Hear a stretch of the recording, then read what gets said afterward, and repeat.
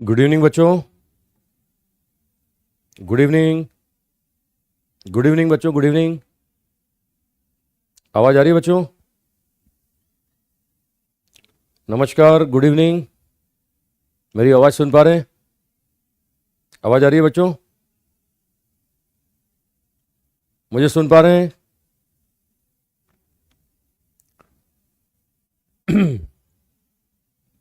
हाँ नमस्कार। चलो बच्चों स्टार्ट करते हैं। आई थिंक लाइव आ चुके हैं, सब जुड़ चुके हैं। Good evening, good evening, good evening. चलो बच्चों सुनो भाई, अपना वेक्टर में थोड़ा सा कॉन्सेप्ट रह गया था। वेक्टर का थोड़ा सा कॉन्सेप्ट हम लोगों का रह गया था, ठीक है। लेकिन ये अच्छा, कल के टेस्ट पेपर के बारे में आपको पता ही है। कल तुम्हारा जो टेस्ट पेपर है ऑनलाइन वाला, तो उसमें बेसिक मैथ्स और वेक्टर आ रहा है मेरी तरफ से। मैं पहले इन्फॉर्म कर चुका हूं, मैं दोबारा बता दूं आपको। उसमें 12 क्वेश्चन तो करीब आपके बेसिक मैथ्स से आ रहे हैं और 10 क्वेश्चन वेक्टर से आ रहे हैं। तो थोड़ा सा वेक्टर का प्रॉपर्टी अपना रह गया था, वो खत्म कर लें। फिर अपना नेक्स्ट चैप्टर आज स्टार्ट होने वाला है एनएलएम। नेक्स्ट चैप्टर अपना स्टार्ट होने वाला है एनएलएम। पहले वेक्टर में जो बच गया था, ये वेक्टर में एक क्रॉस प्रोडक्ट बच गया था अपना। थोड़ा सा तो मैंने आपको बताया था, मैं फिर से एक बार बता दूं।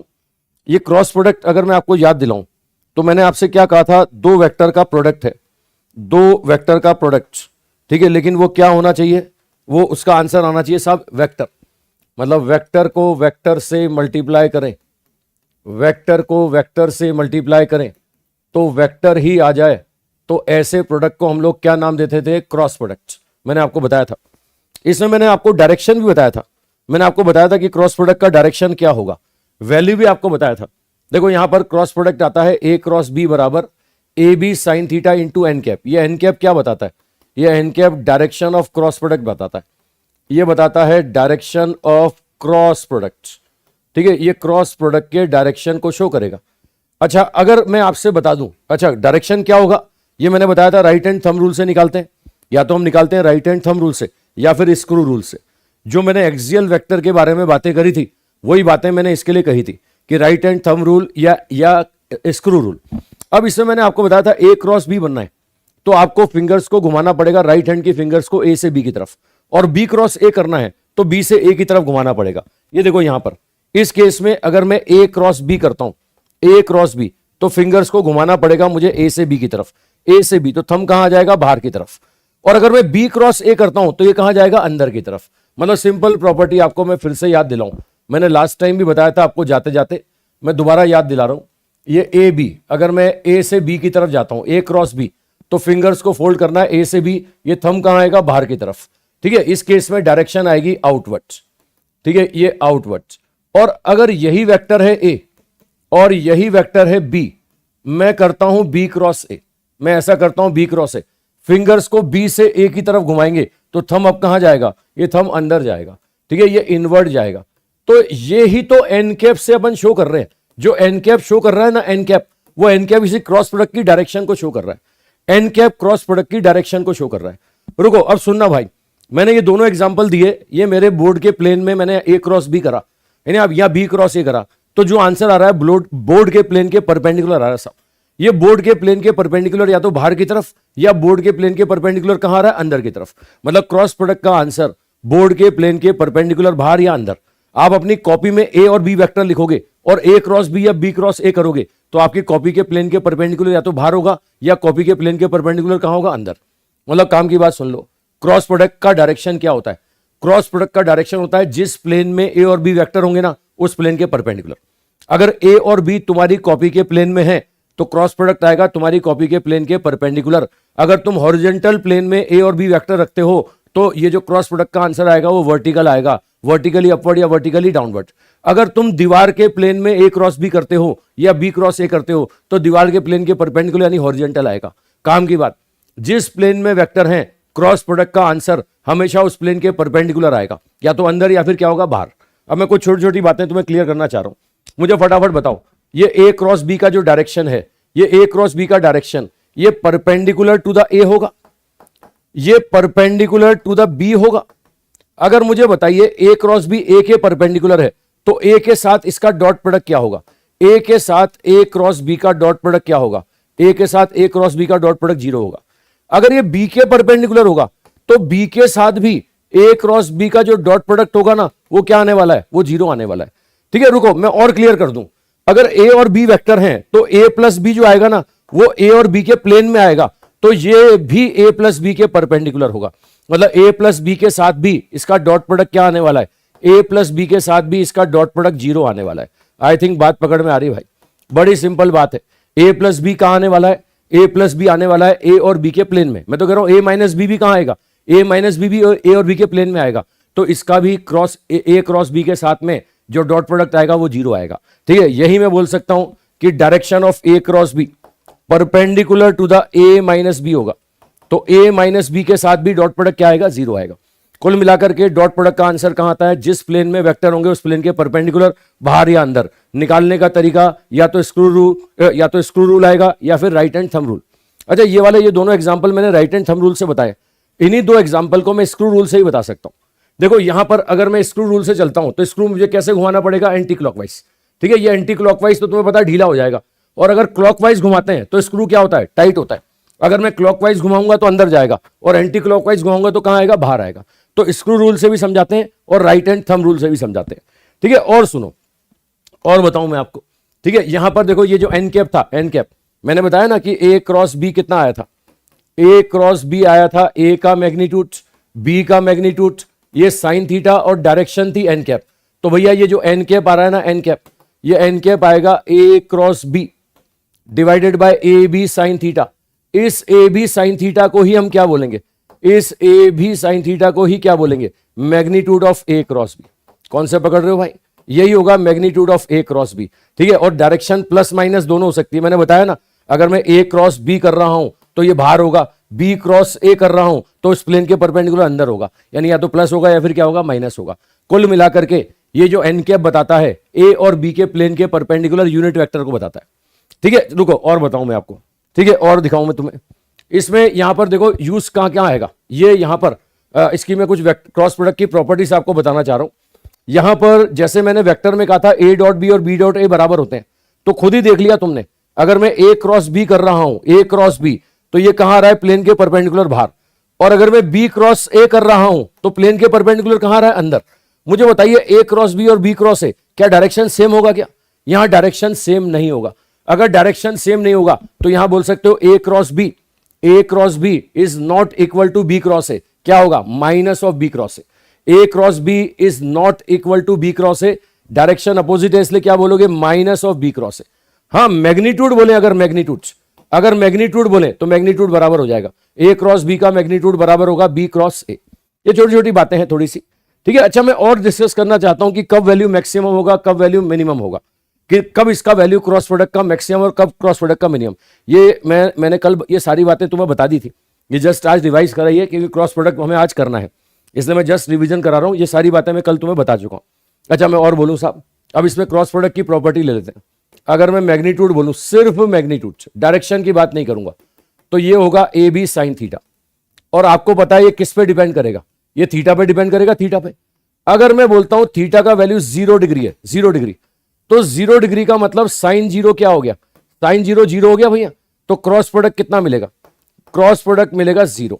अब मुझे बताओ ये 0 डिग्री का मतलब दो वेक्टर क्या हो गए, दो वेक्टर पैरेलल हो गए ना, पैरेलल। तो पैरेलल वेक्टर्स का क्रॉस प्रोडक्ट क्या आता है, 0 आता है। ठीक है, पैरेलल वेक्टर का क्रॉस प्रोडक्ट हमेशा क्या आएगा, 0 आएगा। रुकना, मैं आपको कल एक डॉट प्रोडक्ट की प्रॉपर्टी याद दिलाऊं। मैंने आपको बताया था ऑर्थोगोनल वेक्टर, परपेंडिकुलर वेक्टर, दो परपेंडिकुलर वेक्टर का डॉट प्रोडक्ट क्या आता था, 0। ये दो पैरेलल वेक्टर का क्रॉस प्रोडक्ट क्या आने वाला है, 0। ये प्रॉपर्टी मैं आपको बताऊं, देखो ये क्रॉस प्रोडक्ट की अगर मैं प्रॉपर्टी आपको बताऊं तो इसमें क्या होता है साहब, एक वेक्टर है साहब ए एक्स आई कैप, ए वाई जे कैप, ए जेड के कैप, और दूसरा वेक्टर है बी वेक्टर बराबर बी एक्स आई कैप, बी वाई जे कैप और बी जेड के कैप। अगर ये दो वेक्टर एक दूसरे के पैरेलल हैं तो मैं गारंटी लेता हूं इनका क्रॉस प्रोडक्ट क्या आएगा, इनका क्रॉस प्रोडक्ट 0 आएगा। जब क्रॉस प्रोडक्ट 0 करके कंडीशन बनाओगे ना, तो कंडीशन आता है ये A X upon B X बराबर आता है A Y upon B Y is equal to आता है A Z upon B Z. मैं क्लियर कर दूं, ये कंडीशन ऑफ पैरेलल वेक्टर है। ठीक है, ये है कंडीशन ऑफ पैरेलल वेक्टर। ठीक है, ये पैरेलल वेक्टर की कंडीशन है भाई। दो वेक्टर अगर एक दूसरे के परपेंडिकुलर है ना, तो उसकी मैथमेटिकल कंडीशन है ये A X upon B x, मतलब एक्स कंपोनेंट का रेशो बराबर वाई कंपोनेंट का रेशो बराबर जेड कंपोनेंट का रेशो। अगर दो वेक्टर एक दूसरे के पैरेलल होंगे तो उनके एक्स कंपोनेंट का रेशो, वाई कंपोनेंट का रेशो और जेड कंपोनेंट का रेशो ये क्या होगा, बराबर होगा। ठीक है, अच्छा मैं क्लियर करूं आपको, मैं चलो एक एग्जांपल दे देता हूं आपको इस प्रॉपर्टी पर। मैं एक एग्जांपल दे देता हूं। मैं आपसे बोल रहा हूं कि चलो एक वेक्टर है ए वेक्टर, ये है 2i कैप प्लस ये है आपके पास 3j कैप प्लस है आपके पास साहब ये k कैप, और दूसरा वेक्टर b है b, ये b बोल रहा हूं, यहां भी आपको बोल रहा हूं साहब 4i कैप, ये बोल रहा हूं प्लस bj कैप प्लस यहां पर बोल रहा हूं साहब आपको 2k कैप, है ना 2k कैप। बताइए साहब अगर ये पैरेलल वेक्टर है, a vector parallel to the b vector, a vector parallel to the b vector, ये ऐसा बोल रहा है कि साहब b का वैल्यू बताइए, find out value of b, find out value of b, find out value of b, b का वैल्यू बताओ साहब। तो मैंने प्रॉपर्टी बताई ना, x कंपोनेंट का रेशो बराबर क्या होगा, y कंपोनेंट का रेशो बराबर क्या होगा, z कंपोनेंट का रेशो, ये बराबर करना पड़ेगा। ये बराबर अगर मैं करता हूं तो देखो ये भी 1/2 ये भी 1/2, तो अल्टीमेटली 3/b बराबर 1/2, यानी b बराबर कितना आएगा, ये b बराबर 6 आ जाएगा, 6। ये स्टैंडर्ड प्रॉपर्टी बता रहा हूं, अगर ये प्रॉपर्टी ध्यान रख लोगे ना तो क्रॉस प्रोडक्ट नहीं करना पड़ेगा, क्रॉस प्रोडक्ट से बच जाओगे। लेंदी प्रोसेस होता है, मैं सिखाऊंगा क्रॉस प्रोडक्ट करना भी, लेकिन ये आसान प्रॉपर्टी है, सीधे डायरेक्ट कर सकते हो। अगर एक्स कंपोनेंट का रेशियो बराबर वाई बराबर जेड, ये सीधे प्रॉपर्टी ध्यान रख लोगे तो पैरेलल वेक्टर का आंसर वैसे ही आ जाएगा। ठीक है, चलो और बातें बताऊं मैं आपको, इसके बारे में कुछ बातें और बताऊं। यहां पर अभी पिछले पेज पर मैंने क्या दिखाया, मैंने आपको दिखाया कि इसका वैल्यू मिनिमम कब होगा, ये 0 होगा, और 0 का मतलब क्या है साहब, मिनिमम है, मिनिमम है। अच्छा एक बात क्लियर करना, मैंने आपको क्या कहा था, जब डॉट प्रोडक्ट कर रहे थे तो मिनिमम आता था cos 180 पर, और मैक्सिमम भाई क्या है, अगर स्केलर क्वांटिटी की बात करें तो उसमें माइनस साइन अब इंक्लूड करोगे मैग्नीट्यूड के साथ, लेकिन वेक्टर क्वांटिटी में माइनस साइन मैग्नीट्यूड के साथ इंक्लूड नहीं करोगे। वेक्टर क्वांटिटी में माइनस साइन डायरेक्शन को शो करेगा। तो यहां पर अगर मैं आपसे बोलूं कि इसका वैल्यू मिनिमम कब है तो 0 पर है, और मैक्सिमम वैल्यू कब है तो 90 पर। अब इसमें cos 180 मत बोलना, क्योंकि cos 180 मैं अगर यहां पर इसका वैल्यू 90 बोलता हूं तो मैक्सिमम आएगा, और इसका वैल्यू 0 बोलता हूं तो क्या आएगा, मिनिमम आएगा। मैग्नीट्यूड ही चाहिए अपने को। तो ये लो, मैं मिनिमम वैल्यू की बात कर लूं, लो आ जाओ साहब, यहां पर मिनिमम वैल्यू अगर मैं बोलता हूं थीटा का वैल्यू 90 डिग्री, तो a क्रॉस b का मैग्नीट्यूड आज मैक्सिमम मिलेगा, ये मिलेगा ए बी साइन 90, और ए बी साइन 90 मतलब a इंटू बी होगा। तो रेंज बता दूं आपको, मैं क्रॉस प्रोडक्ट की रेंज बता दूं, क्रॉस प्रोडक्ट का जो आंसर आने वाला है वो a इंटू बी और 0 के बीच में आने वाला है। ये रेंज ऑफ क्रॉस प्रोडक्ट आ रहा है साहब, magnitude of range of cross product. ठीक है, ये है साहब magnitude of range of cross product, cross product का मैग्नीट्यूड का रेंज है साहब, ये होगा 0 से AB के बीच में। मिनिमम वैल्यू 0, मैक्सिमम वैल्यू क्या होगी AB, वो डॉट प्रोडक्ट में माइनस AB से प्लस AB के बीच में था, आई थिंक याद आ गया होगा। ठीक है, तो ये रेंज मैंने आपको बताया क्रॉस प्रोडक्ट का। चलो अब इसमें कुछ प्रॉपर्टी और मैं और क्लियर करूं आपको। अगर ये दोनों वेक्टर बराबर कर दें, बराबर, मैं आपसे बोलूं कि A और B वेक्टर बराबर है, A और B वेक्टर बराबर, अगर बराबर है तो इनके बीच में एंगल 0 डिग्री हो गया ना, एंगल 0 डिग्री। अगर एंगल 0 डिग्री हो गया तो क्रॉस प्रोडक्ट क्या आएगा, क्रॉस प्रोडक्ट यहां पर 0 आ जाएगा, 0। अगर A वेक्टर बराबर B वेक्टर है तो एंगल 0 मतलब क्रॉस प्रोडक्ट 0। जैसे क्लियर कर दूं, I का I से क्रॉस प्रोडक्ट क्या होगा, 0। J का J से क्रॉस प्रोडक्ट क्या होगा, ये भी 0। K का K से क्रॉस प्रोडक्ट क्या होगा, वो भी 0। सेम वेक्टर का क्रॉस प्रोडक्ट क्या आ रहा है, 0। अच्छा ये ऐसा भी मैं बोलता, मैं A क्रॉस A, मैं ऐसा भी बोलता A क्रॉस A, तो भी आंसर क्या बोलते हैं, 0। मैं बोलता B क्रॉस B, तो भी आंसर क्या बोलते हैं, 0। आई थिंक प्रॉपर्टी क्लियर हो गई होगी सबको। मैं रुको और बताऊं साहब, मैं और प्रॉपर्टी बताऊं। अगर मैं आपसे बोलूं कि एंगल 90 डिग्री है, थीटा बराबर 90 डिग्री, अभी थोड़ी देर पहले बताया मैंने, तो क्रॉस प्रोडक्ट मैक्सिमम आता है ना। लेकिन यहां भी मैं कहना चाह रहा हूं कि दोनों वेक्टर बराबर मैग्नीट्यूड, दोनों वेक्टर का मैग्नीट्यूड अगर अलग अलग ले लें, है ना, ये थीटा 90 डिग्री है तो A क्रॉस B, ये आंसर आपने क्या बोला, A इंटू बी बोला। और अगर साथ में डायरेक्शन भी शो करना चाहते हो, डायरेक्शन, तो आपको एन कैप भी लिखना पड़ेगा। ये एन कैप मतलब मैग्नीट्यूड तो खाली ए भी है, डायरेक्शन के लिए एन कैप लिखना पड़ेगा ना। और ये डायरेक्शन आपको पता है ये क्या होती है, ये होती है perpendicular to the vector A and B, perpendicular to the vector A and B. ये ए और बी दोनों के परपेंडिकुलर होती है। अब रुको, मैं आपको परपेंडिकुलर वाले एग्जांपल देता हूं। मैं बोलता हूं आई क्रॉस जे है साहब, आई क्रॉस जे। बताइए आई और जे परपेंडिकुलर होते हैं ना, आई और जे। अगर आई और जे परपेंडिकुलर तो क्या बोलोगे, ये बोलोगे आई का मैग्नीट्यूड, ये बोलोगे जे का मैग्नीट्यूड, और साथ में एन कैप बोलोगे ना, एन कैप। एन कैप क्या होगा, आई और जे दोनों के परपेंडिकुलर होगा, मतलब एक्स और वाई दोनों के परपेंडिकुलर होगा। और आपको पता है एक्स और वाई दोनों के परपेंडिकुलर कौन होगा, एक्स और वाई दोनों के परपेंडिकुलर जेड होगा, जेड।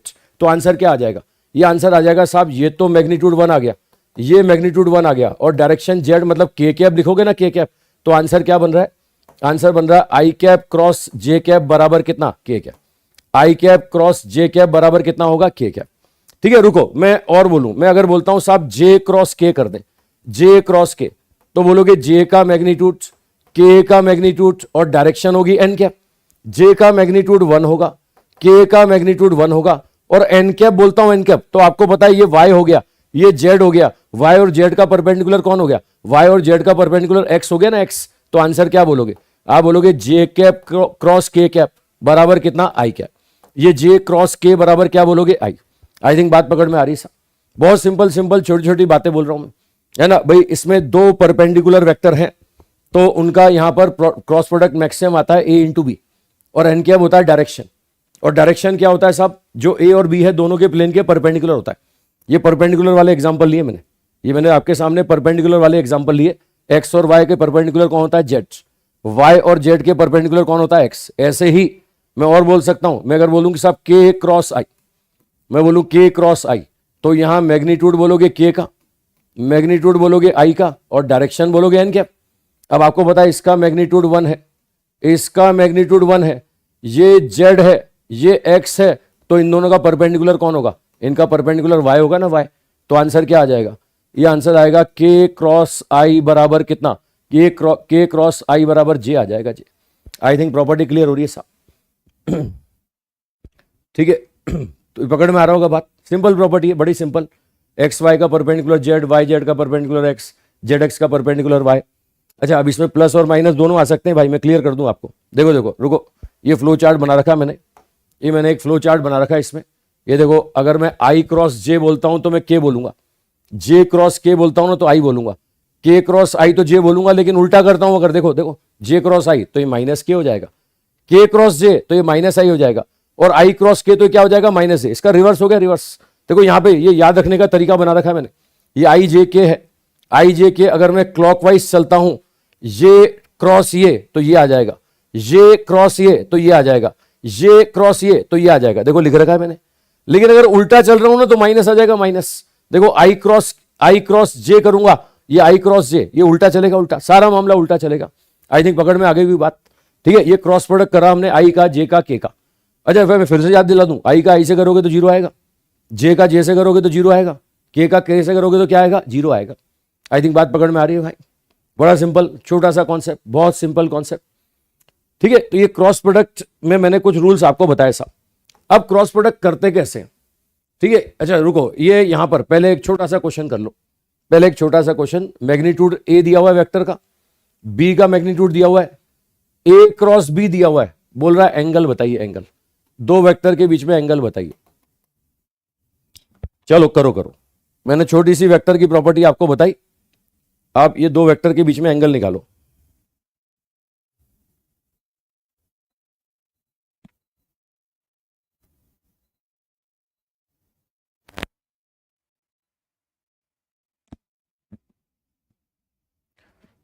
कर लिया होगा, बहुत आसान क्वेश्चन।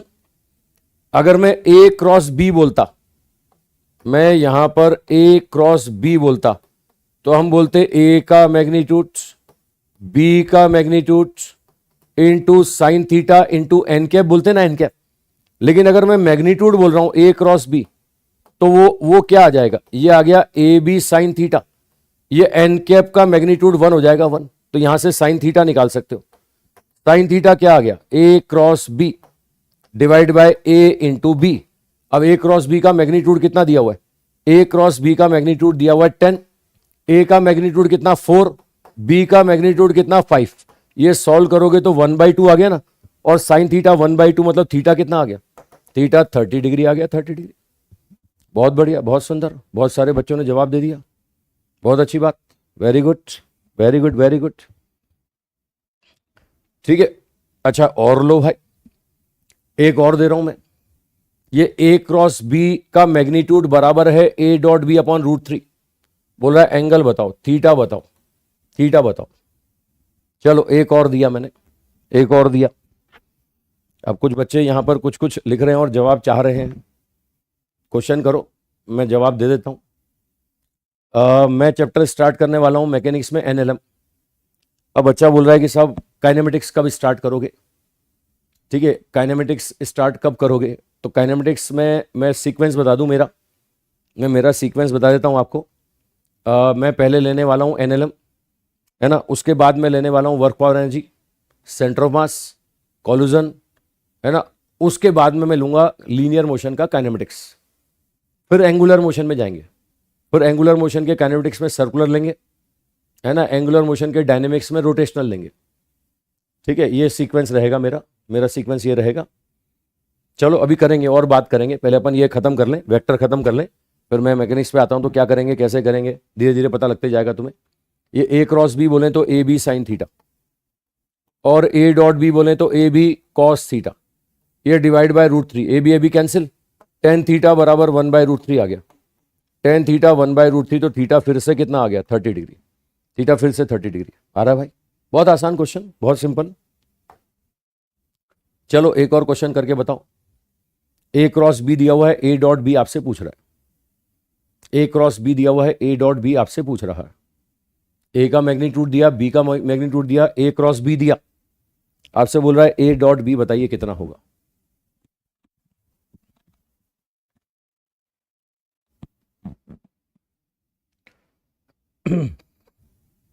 ठीक है, अब सिंपल फॉर्मूला बेस्ड, ये ए क्रॉस बी होगा A B sine theta, A B sine theta बराबर 4, ए का मैग्नीट्यूड 2, बी का मैग्नीट्यूड 4, तो यहां से देखो साइन थीटा कितना आ गया, साइन थीटा 1/2, तो थीटा कितना आ गया, थीटा 30 डिग्री आ गया, 30 डिग्री। ये थीटा 30 डिग्री, अब ए डॉट बी अगर बोले तो कितना होगा, ए डॉट बी बोले तो ए बी कॉस थीटा होगा भैया, ए बी कॉस थीटा।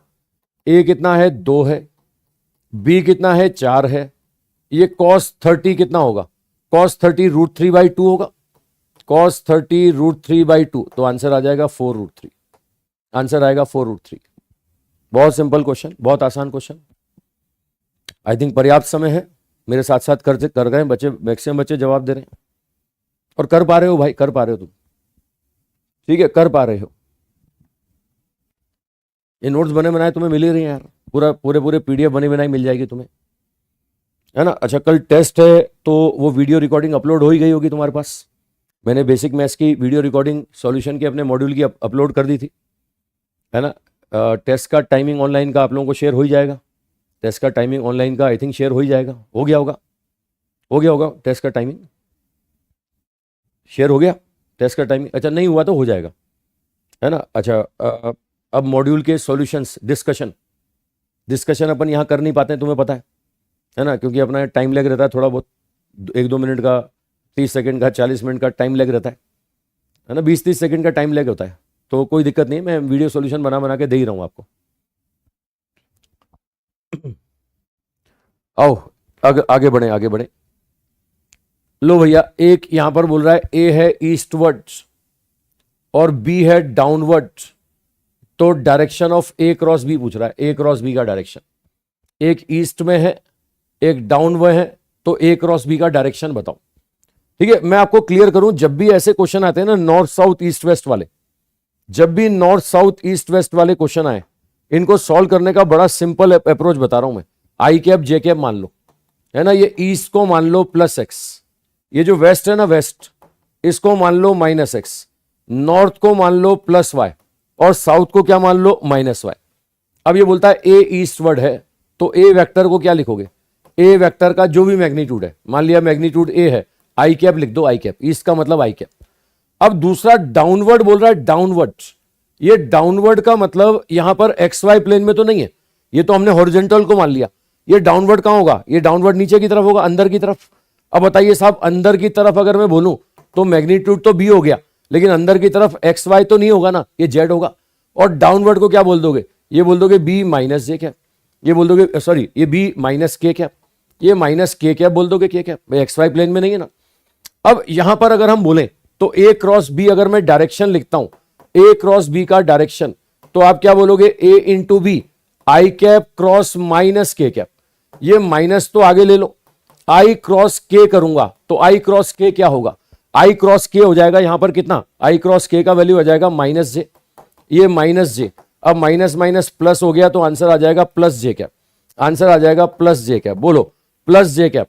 ये जे कैप तुमने एज्यूम किया है ना, जे कैप का मतलब डायरेक्शन क्या आ जाएगी, ये डायरेक्शन नॉर्थ आ जाएगी। मतलब ए क्रॉस बी का डायरेक्शन क्या होगा, ए क्रॉस बी का डायरेक्शन नॉर्थ आ जाएगा, नॉर्थ। ठीक है, ए क्रॉस बी का डायरेक्शन नॉर्थ। तो मैं क्लियर कर रहा हूं, जब भी अगर ऐसे क्वेश्चन आते हैं ना नॉर्थ साउथ ईस्ट वेस्ट वाले, नॉर्थ साउथ ईस्ट वेस्ट वाले जब भी क्वेश्चन आएंगे तो आप इसको आई कैप जे कैप में सॉल्व कर लो, या आई कैप जे कैप के हिसाब से आंसर आएगा। ठीक है, आई थिंक क्लियर हो गया सबको।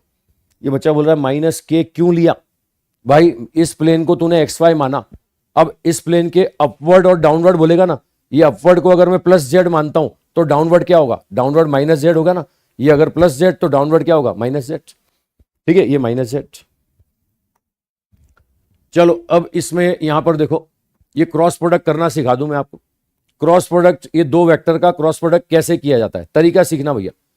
बेसिक तरीका तो क्या है, बेसिक तरीका तो है कि भैया यहां तीन टर्म्स हैं, इन तीन को तीन से करो, है ना। ये A x A Y J cap, ये ए जेड के कैप, क्रॉस ये होगा साहब बी एक्स आई कैप, बी वाई जे कैप और बी जेड के कैप, बी जेड के कैप। ये तीन को तीन से मल्टीप्लाई करो, इसके तीन को तीन से करोगे, इसके तीन को तीन से करो, मतलब 9 टर्म आएंगी, 9 टर्म। 9 में से आपको बता दूं 3 कैंसिल हो जाएगा, आई क्रॉस आई वाला, जे क्रॉस जे वाला, के क्रॉस के वाला, है ना। और आप सॉल्व करोगे तो ऐसे केस में क्या होगा, ऐसे केस में 6 टर्म बचेंगी। 6 में आई क्रॉस जे, आई क्रॉस के, जे क्रॉस आई, जे क्रॉस के, ऐसे वाली टर्म बनेगी। तो मैं क्लियर कर दूं आंसर क्या आएगा, मैं डायरेक्ट आंसर लिखना आपको सिखा रहा हूं, काम की बात सुन लो भैया, डायरेक्ट आंसर लिखना आपको सिखा रहा हूं। इसमें क्रॉस प्रोडक्ट का 3 कंपोनेंट आने वाले हैं। मान लिया ए क्रॉस बी बराबर सी वेक्टर है, ए क्रॉस बी बराबर सी वेक्टर है, तो 3 कंपोनेंट आएंगे, ये सी एक्स, ये सी वाई और ये सी जेड। मैं क्लियर करूं सी एक्स का वैल्यू क्या आता है, सी एक्स का वैल्यू, ये सी एक्स निकालोगे ना तो इसमें एक्स नहीं आएगा, वाई और जेड आएगा। ये बोलोगे साहब ए Y B Z minus A Z B Y. ऐसे ही जब वाई कंपोनेंट निकालोगे ना तो उसमें वाई नहीं आता, उसमें जेड और एक्स आएगा। यह आएगा ए Z B X minus A X B Z. रुको रुको, मैं लिखने का तरीका सिखाऊंगा तुम्हें, मैं तुम्हें लिखने का भी अभी तरीका सिखाऊंगा, है ना। थोड़ा थोड़ा सुनते जाओ। इसमें ये जेड कंपोनेंट अगर मैं बोलता हूं तो ये आएगा साहब ए X B Y minus A Y B x. रुकना, सुनना और समझना, मैं मेथड सिखा दूं आपको, मेथड सिखा दूं, रुक जाओ। ठीक है, मैं मेथड सिखा दूं आपको।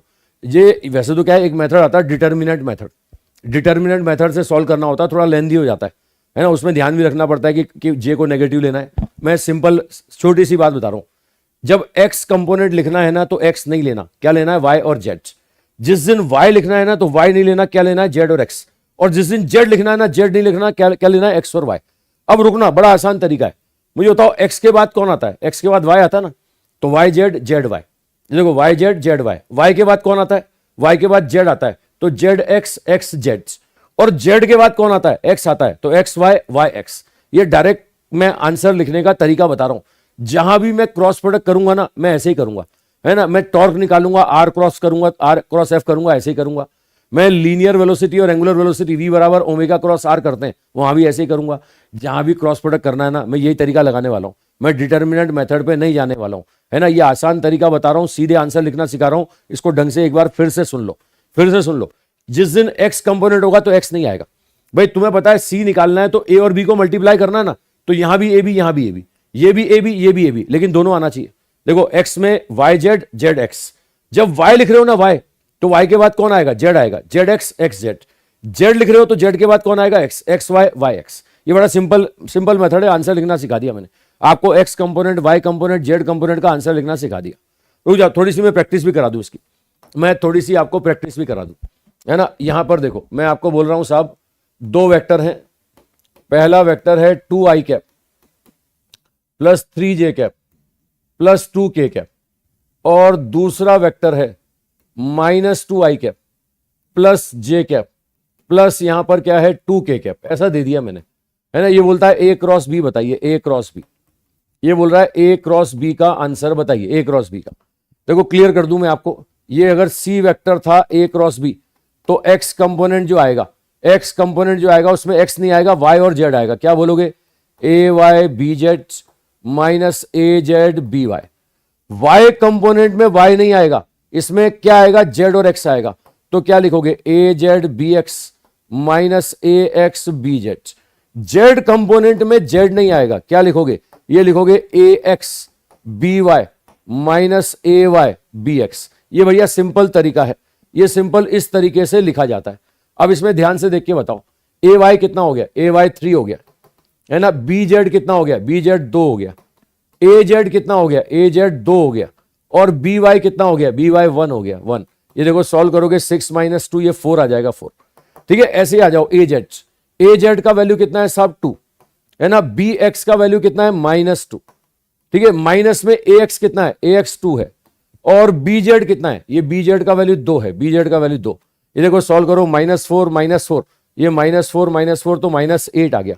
ऐसे ही जेड कंपोनेंट निकालो, ए एक्स का वैल्यू कितना है, ए एक्स का वैल्यू 2 है।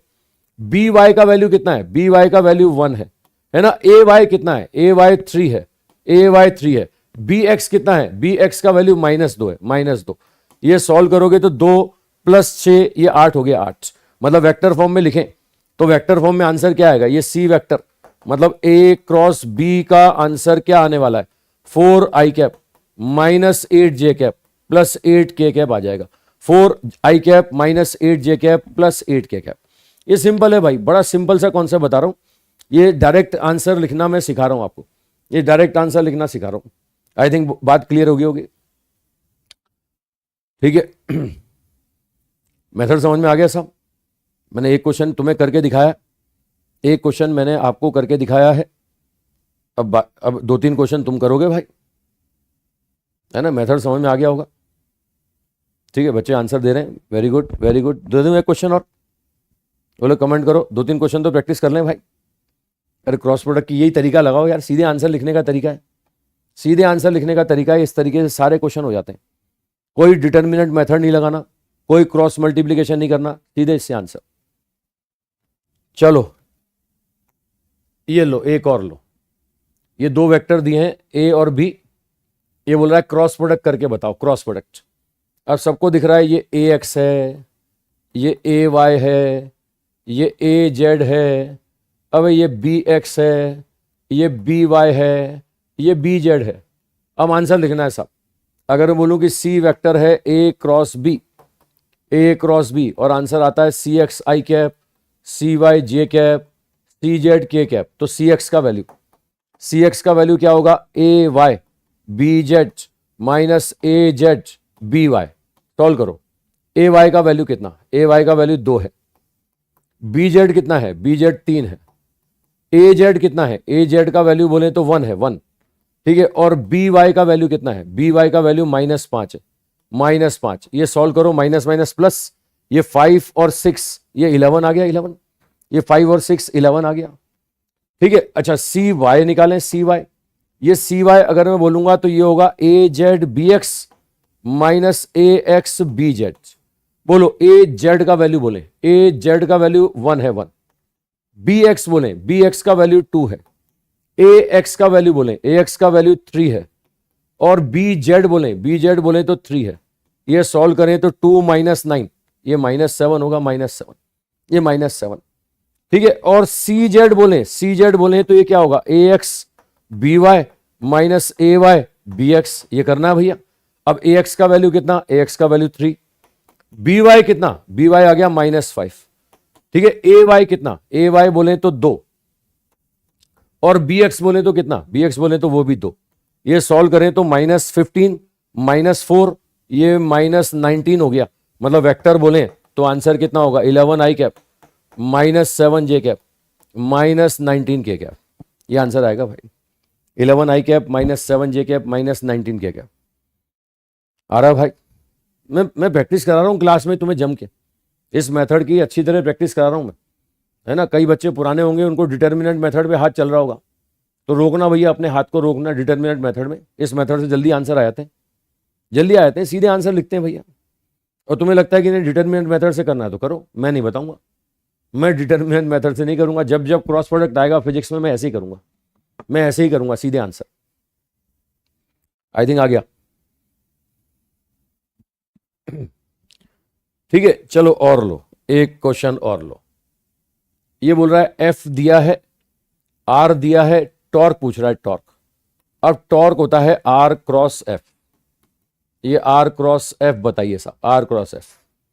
चलो मैं समय दे रहा हूं आपको, स्क्रीन पर आपके क्वेश्चन है, मैं समय दे रहा हूं आपको।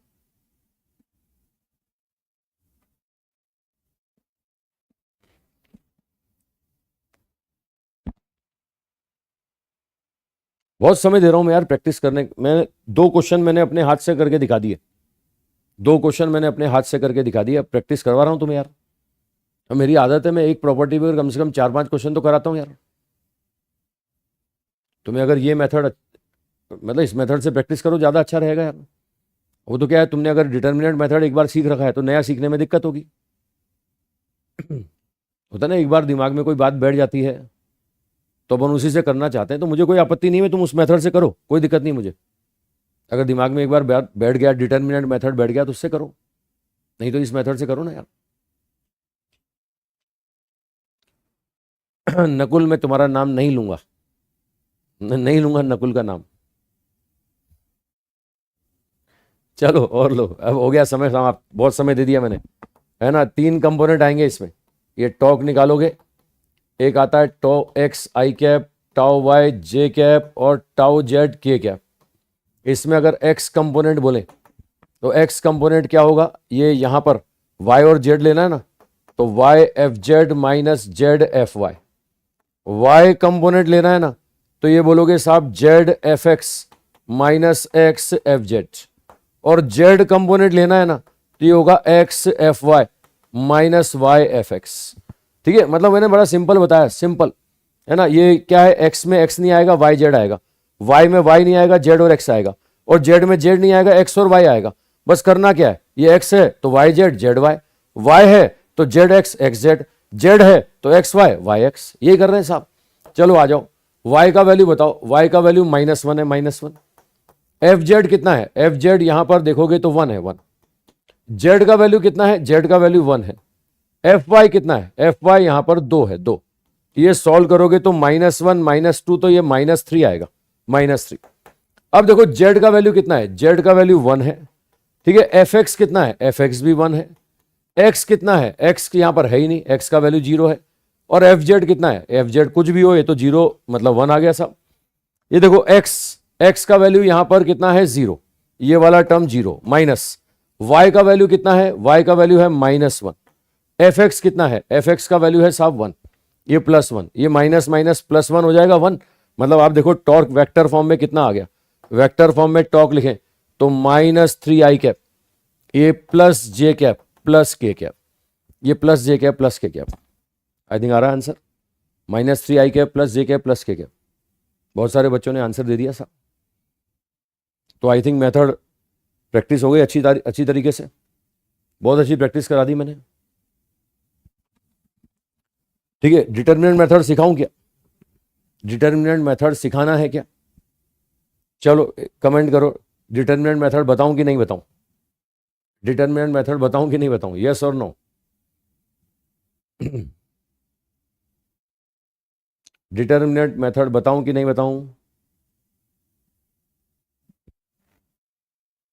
मतलब जिन बच्चों ने डिटर्मिनेंट मेथड सीखा हुआ है ना, उनका हाथ सीधे उसी पे चल रहा होगा, वो उम्मीद कर रहे हैं कि उसी मेथड से बताऊंगा। ये आसान तरीका बेटा, डिटर्मिनेंट मेथड के मुकाबले इस तरीके से जल्दी आंसर आ जाता है, जल्दी आ जाता है। मैं बता देता हूँ, मैं जानकारी के लिए डिटर्मिनेंट मेथड बता देता हूँ, और ये सारे क्वेश्चन तुम चाहो तो घर जाके डिटर्मिनेंट मेथड से कर लेना, बता देता हूँ, मैं जानकारी के लिए बता देता हूँ, है ना। डिटर्मिनेंट मेथड जानकारी के लिए बता देता हूँ, ये लो। अब डिटर्मिनेंट मेथड में क्या है, देखो यहां पर 2 वेक्टर हैं, ये A x I cap, A Y J cap और ए जेड के कैप, और दूसरा वेक्टर है बी बराबर बी एक्स आई कैप, बी वाई जे कैप, बी जेड के कैप। अब अगर मैं इनका क्रॉस प्रोडक्ट करता हूं ए क्रॉस बी, तो डिटर्मिनेंट मेथड में क्या करना होता है? डिटर्मिनेंट मेथड में आपको क्या करना होगा?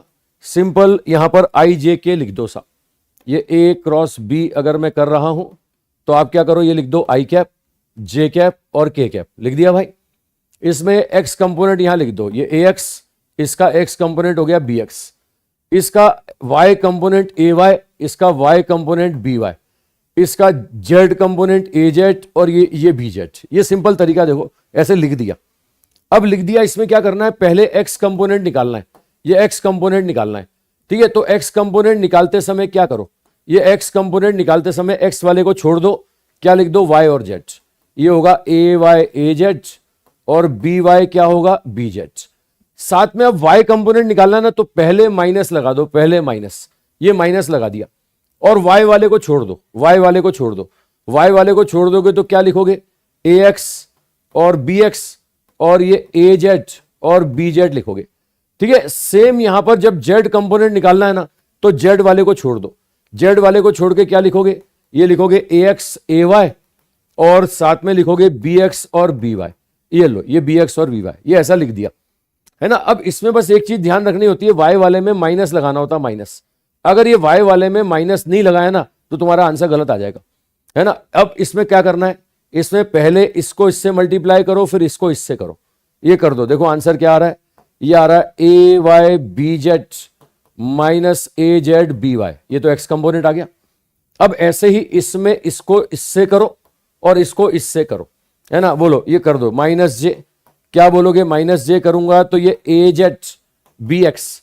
ठीक है, ये देखो ए जेड बी एक्स माइनस ए, सॉरी ये यहां पर माइनस साइन अपन पहले लगा दिया है, ये माइनस साइन अपन ने पहले लगा दिया, तो क्या करोगे? ए X B Z minus A Z B x. उधर आ जाओ, के कैप के कैप। अब के कैप बोलोगे तो ए X B Y minus A Y B X. ये सिंपल तरीका, मतलब ऐसे किया जाता है ना। ये अब इसमें एक्स वाई जेड कंपोनेंट आ जाएंगे और उसको माइनस को अंदर ले लोगे ना, तो वही आंसर आ जाएगा जो मैंने पहले लिखा था। माइनस को अंदर ले लोगे ना तो वही आंसर आ जाएगा जो मैंने पहले लिखा था, मैंने डायरेक्ट लिखा था, है ना। तो ये मैंने डिटरमिनेंट मेथड ही बता दिया। अब तुम्हें जो अच्छा लगे, है ना। मैं जनरली क्या होता है, इसके डायरेक्ट आंसर याद हो जाते हैं तो सीधे उससे सॉल्व हो जाता है, कोई भी हो, किसी का भी क्रॉस प्रोडक्ट करना हो। तो डिटरमिनेंट मेथड भी मैंने बता दिया और डायरेक्ट मेथड ही बता दिया, जो तुम्हें अच्छा लगे उससे करो। 3 क्वेश्चन मैं करा चुका हूँ। इन 3 क्वेश्चन को घर जाके तुम चाहो तो डिटरमिनेंट मेथड से कर लेना। ठीक है, अब आपको लगता है डिटरमिनेंट मेथड लेंदी है तो डायरेक्ट आंसर निकालने वाला मेरा तरीका लगा लो, मेरा तरीका लगा लो। ठीक है, ये लो, ये एक और दिया मैंने, ये ए और बी। अब ये क्या बोल रहा है? यूनिट वेक्टर बताओ। यूनिट वेक्टर कौन सा? जो परपेंडिकुलर हो ए और बी के। तुम्हें आज ही बताया मैंने, ए और बी के परपेंडिकुलर जो आता है वो क्रॉस प्रोडक्ट का आंसर आता है। तो ये क्या होगा? A cross B divided by A B sine theta. आज ही बताया ना मैंने यार, अबे आज ही तो बताया यार। या इसको ऐसा बोल दो, ऐसा बोल दो, A cross B divide by A cross B का मैग्नीट्यूड। ये ए क्रॉस बी का मैग्नीट्यूड। आप ए क्रॉस बी निकाल दो, ए क्रॉस बी निकाल दो और मैग्नीट्यूड से डिवाइड कर दो, आंसर आ जाएगा। चलो करो, ये करके बताओ। मैंने एक मौका और दिया। ठीक है, मैं 30 सेकंड देता हूं। चलो मैं टाइमर लगाता हूं। जिनको डिटरमिनेंट मेथड अच्छा लगता है उससे करो, जिनको ये मेरा डायरेक्ट तरीका अच्छा लगा उससे करो। मैं दोनों चॉइस दे दी मैंने और दोनों मेथड सिखा दिए। जो तुम्हें अच्छा लगता है उससे करो, मुझे करके बताओ, बस आंसर बताओ। लो 30 सेकंड का समय है।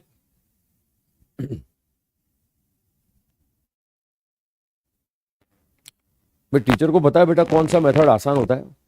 तुम्हारा हाथ अगर डिटरमिनेंट मेथड पे चलता है, पहले तुमने सीखा हुआ, तो मुझसे करो, कोई दिक्कत नहीं।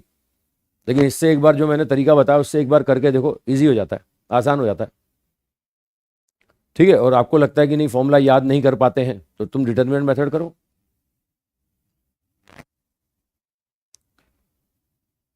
हाँ भाई, समय समाप्त। करें, चेक करें। चलो चेक करते हैं, आओ। अब मैं मेरे तरीके से ही करूंगा, मैं तुम्हारे तरीके से नहीं करूंगा, है ना। ये यहां पर A cross B, A cross B, A cross B अगर वेक्टर सी आता है तो 3 कंपोनेंट आएंगे, ये एक्स वाई और जेड। एक्स कंपोनेंट क्या होगा? एक्स कंपोनेंट होगा यहां से A Y B Z minus A Z B Y. Y component क्या होगा, ये होगा A Z B X minus A X और बी जेड आ जाएगा, ये उल्टा हो जाएगा। और जेड कंपोनेंट बोले तो ये होगा ए X B Y minus A Y B x हो जाएगा। अब वैल्यू रखते जाओ, है ना, यहां से आओ पहले ए वाई का वैल्यू, ए वाई का वैल्यू कितना है साहब 4, बी जेड का वैल्यू, बी जेड का वैल्यू 1, ए जेड का वैल्यू, ए जेड का वैल्यू -1, है ना, और बी वाई का वैल्यू, ये बी वाई का वैल्यू हो गया 2, बी वाई का वैल्यू 2, ये माइनस माइनस प्लस कर दो, 4 और 2 कितना हो जाएगा 6 हो जाएगा, 6, ये 6 आ गया, ठीक है। अच्छा अब यहां से ए जेड बी एक्स, ए जेड का वैल्यू कितना साहब -1, बी एक्स का वैल्यू कितना, बी एक्स का वैल्यू 2, बी एक्स का वैल्यू ये भी -1, ठीक है, सॉरी ए जेड -1 बी एक्स -1, ए एक्स का वैल्यू कितना, ए एक्स का वैल्यू +1 और बी जेड का वैल्यू, बी जेड का वैल्यू ये भी +1।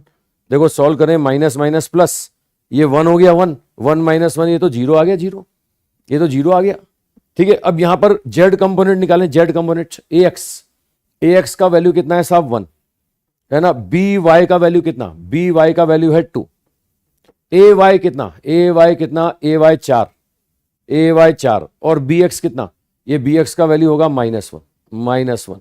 अब सॉल्व कर लो भाई, ये 2 और ये +4 तो ये 6 हो जाएगा, 6, मतलब आंसर आ गया 6 आई कैप 6 के कैप, मतलब वेक्टर अगर मैं बोलता हूं तो ये आ गया 6 आई कैप प्लस 6 के कैप।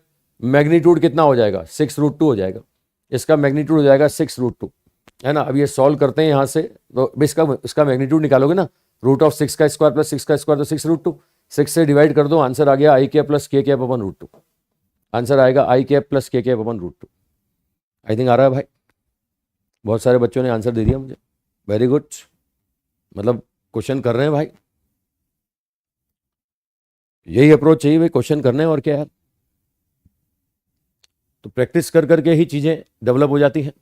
डिटर्मिनेंट मेथड से करना चाहो उससे करो, क्रॉस प्रोडक्ट का तरीका मैंने बताया उससे करना चाहो तो उससे करो। आई थिंक आ गया, बहुत सारे क्वेश्चन करा दिए यार मैंने, काफी सारे करा दिए क्रॉस प्रोडक्ट के, ठीक है। अब इसमें एप्लीकेशन पार्ट बता दूं मैं, क्रॉस प्रोडक्ट का यूज कहां कहां आता है।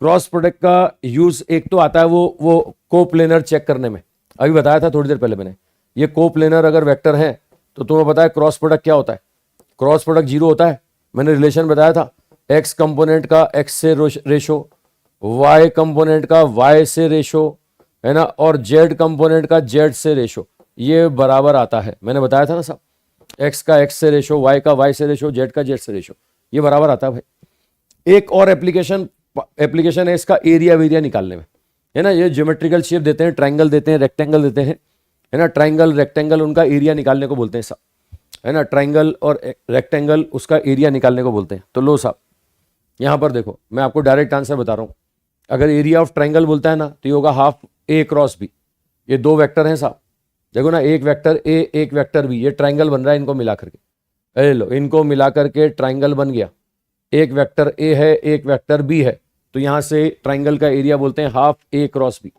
याद रखना है आपको सीधे, हाफ ए क्रॉस बी, ठीक है। और दूसरा यहां पर आता है साहब एरिया ऑफ, यहां पर पैरेललोग्राम, ये एरिया ऑफ पैरेललोग्राम।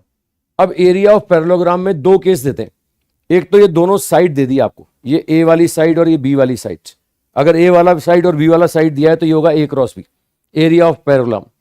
और अगर आपको डायगोनल दे दिए, डायगोनल, ये डायगोनल दे दिया ए वेक्टर और डायगोनल दे दिया बी वेक्टर, ये दोनों डायगोनल दे दिया, तो ये आता है हाफ ए क्रॉस बी, ये आंसर आता है हाफ ए क्रॉस बी, ठीक है। डायरेक्ट फॉर्मूले बता रहा हूं मैं, है ना, अगर आपको पैरेललोग्राम में दोनों साइड दी जाए तो ए क्रॉस बी और डायगोनल दिया जाए तो हाफ ए क्रॉस बी, अगर ट्राइंगल में 2 साइड दी जा रही है तो हाफ ए क्रॉस बी, ये फॉर्मूले आपको ध्यान रखने और कुछ नहीं, ये सिंपल छोटे छोटे फॉर्मूले मैंने आपको बता दिए, ठीक है। ये क्वेश्चंस भी दिए हुए मैंने, है ना, चलो निकालो, तुम्हारे सामने स्क्रीन पे क्वेश्चन है, निकाल के बताओ।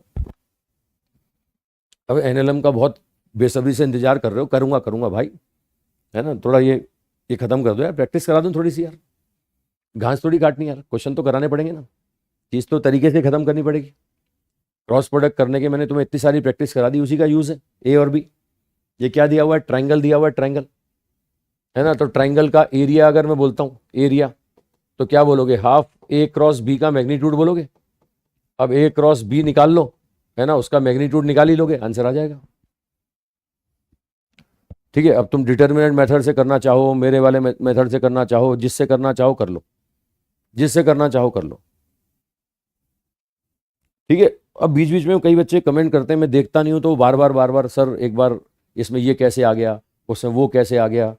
तो मैंने मोबाइल नंबर दिया हुआ मेरा, उस पर डाउट पूछ सकते हो, मैं बता देता हूँ, जब भी देखता हूँ बता देता हूँ। कल संडे है तो बता दूंगा, विशेष करके कल तो बता ही दूंगा।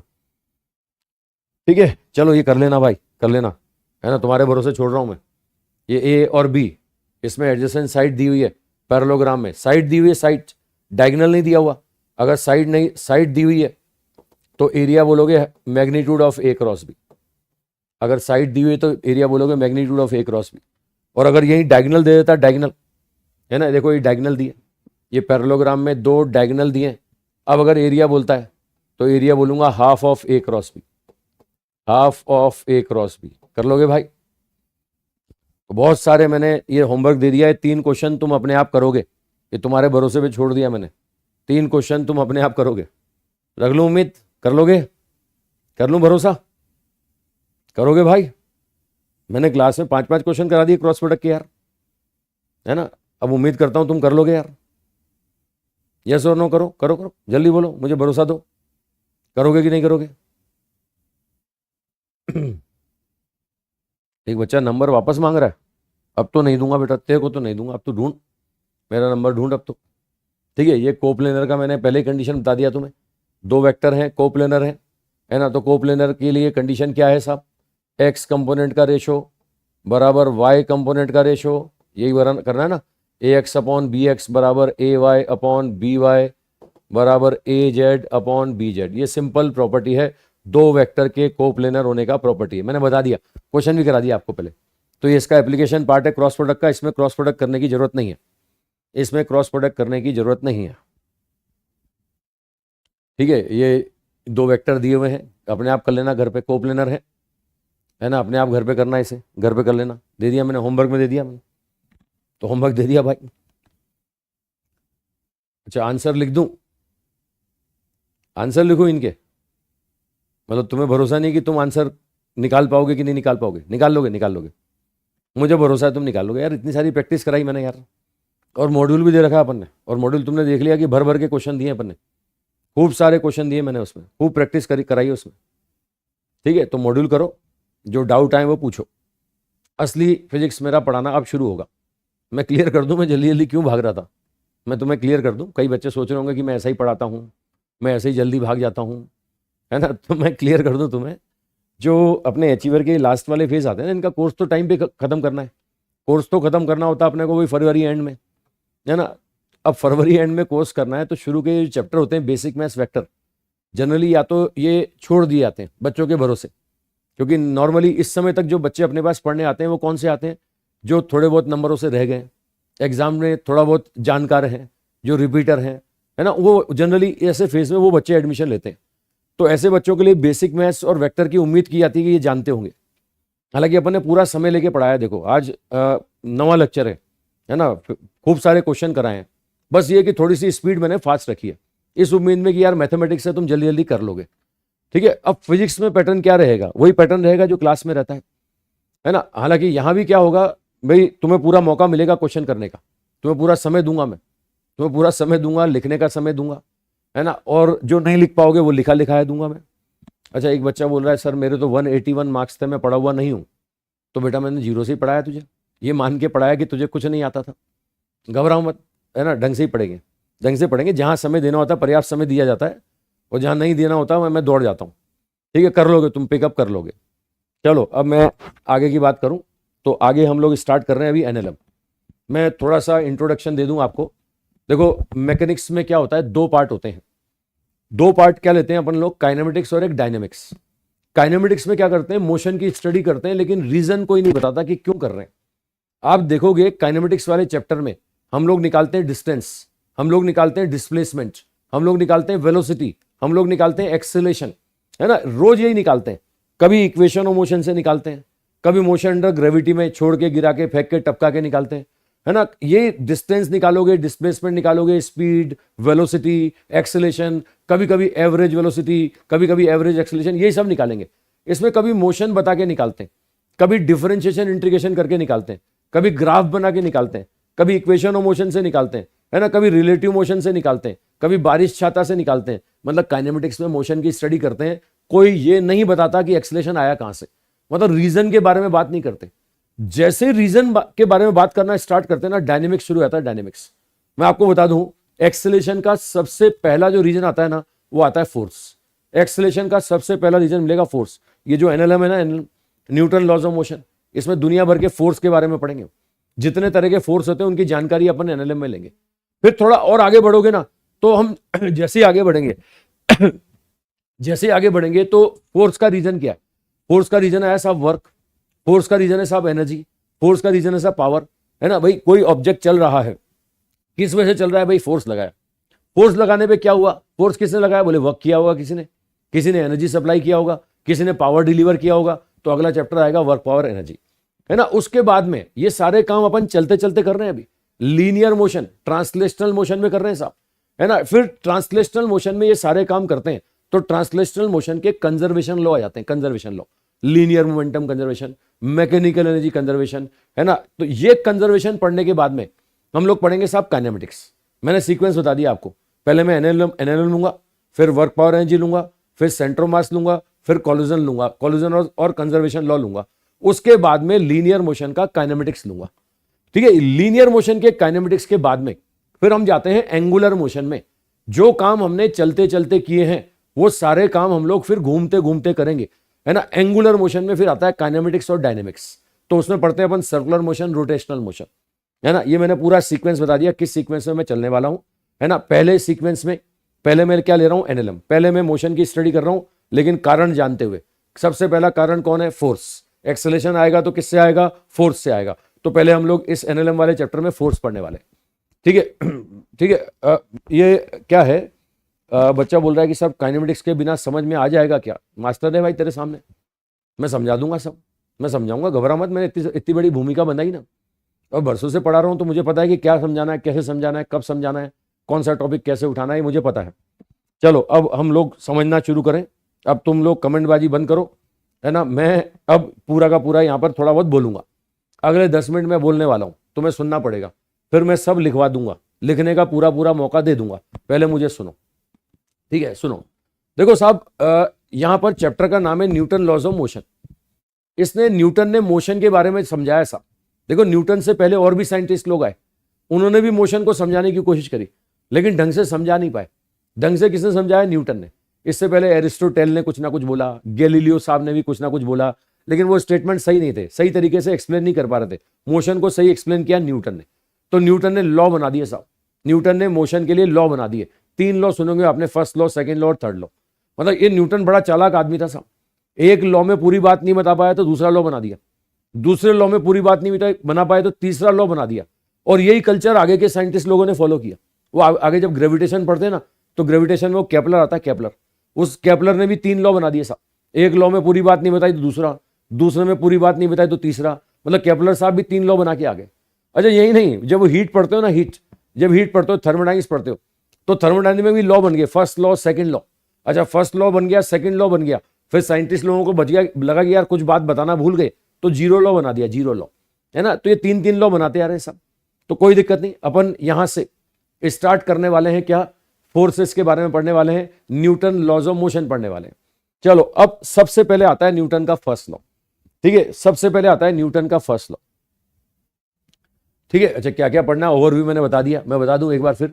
पहले अपन न्यूटन के लॉ पढ़ेंगे, है ना। न्यूटन के लॉ, मोमेंटम पढ़ेंगे, इंपल्स पढ़ेंगे, अलग अलग तरह के फोर्स पढ़ेंगे। ये बॉडी जुड़ी रहेगी, मास पुली सिस्टम रहेगा, कंस्टेंट मोशन होगा, शूडो फोर्स होगा, इक्विलिब्रियम होगा, फ्रिक्शन होगा, ये सब पढ़ेंगे भैया।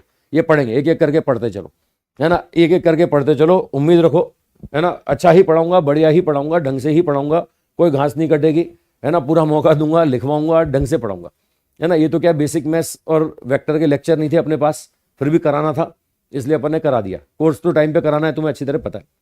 चलो, अब बातें बंद और काम शुरू। सुनते जाओ, मुझे सुनते जाओ, तुम्हें समझ में आएगी सारी बातें। तो सबसे पहले न्यूटन फर्स्ट लॉ सुन लो।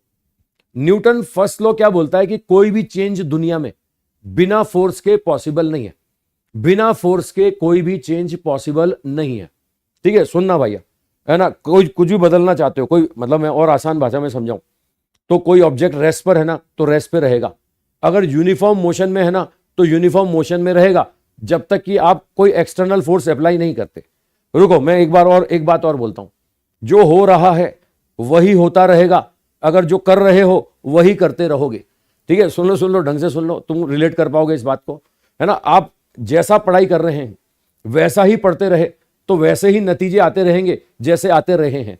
अगर आपको कुछ बदलाव करना है ना तो एफर्ट डालने पड़ेंगे, चेंज करना पड़ेगा, कुछ ना कुछ चेंज करना पड़ेगा।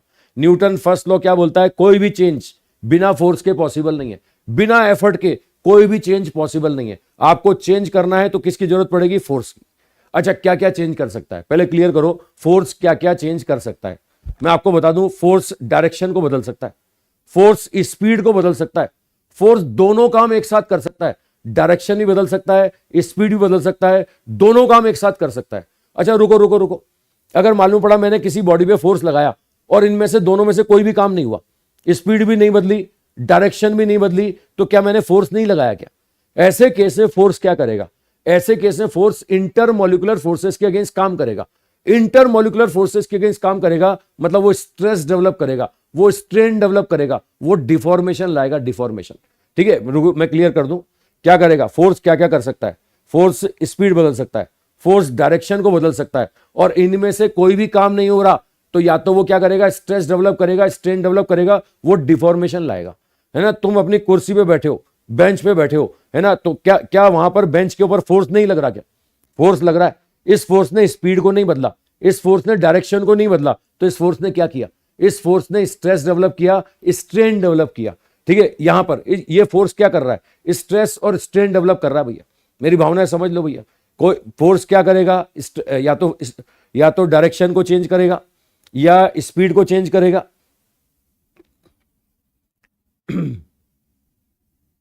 भाई मैं पढ़ा रहा हूं यार, मुझे पढ़ाने दो यार, बीच बीच में क्यों डिस्टर्ब कर रहे हो? यानी सारी बातें बता दी मैंने, अब पढ़ो। मैंने इतनी सारी बातें बोली, है ना, मुझे और बोलने दो। मैंने कहा ना 15 मिनट मुझे लगातार सुनोगे, उसके बाद लिखवाऊंगा मैं, है ना, उसके बाद मैं लिखवाऊंगा। ठीक है, और बोलो। ठीक है, सुनो भाई, तो फोर्स क्या क्या कर सकता है? डायरेक्शन बदल सकता है, स्पीड बदल सकता है, दोनों काम कर सकता है, नहीं तो स्ट्रेस और स्ट्रेन डेवलप करेगा। क्या डेवलप करेगा? स्ट्रेस और स्ट्रेन। ठीक है, और सुनो भाई, अब मैं फिर से क्लियर कर दूं, कोई भी चेंज बिना फोर्स के पॉसिबल नहीं है। न्यूटन फर्स्ट लॉ, जो हो रहा है वही होता रहेगा, अगर जो कर रहे हो वही करते रहोगे।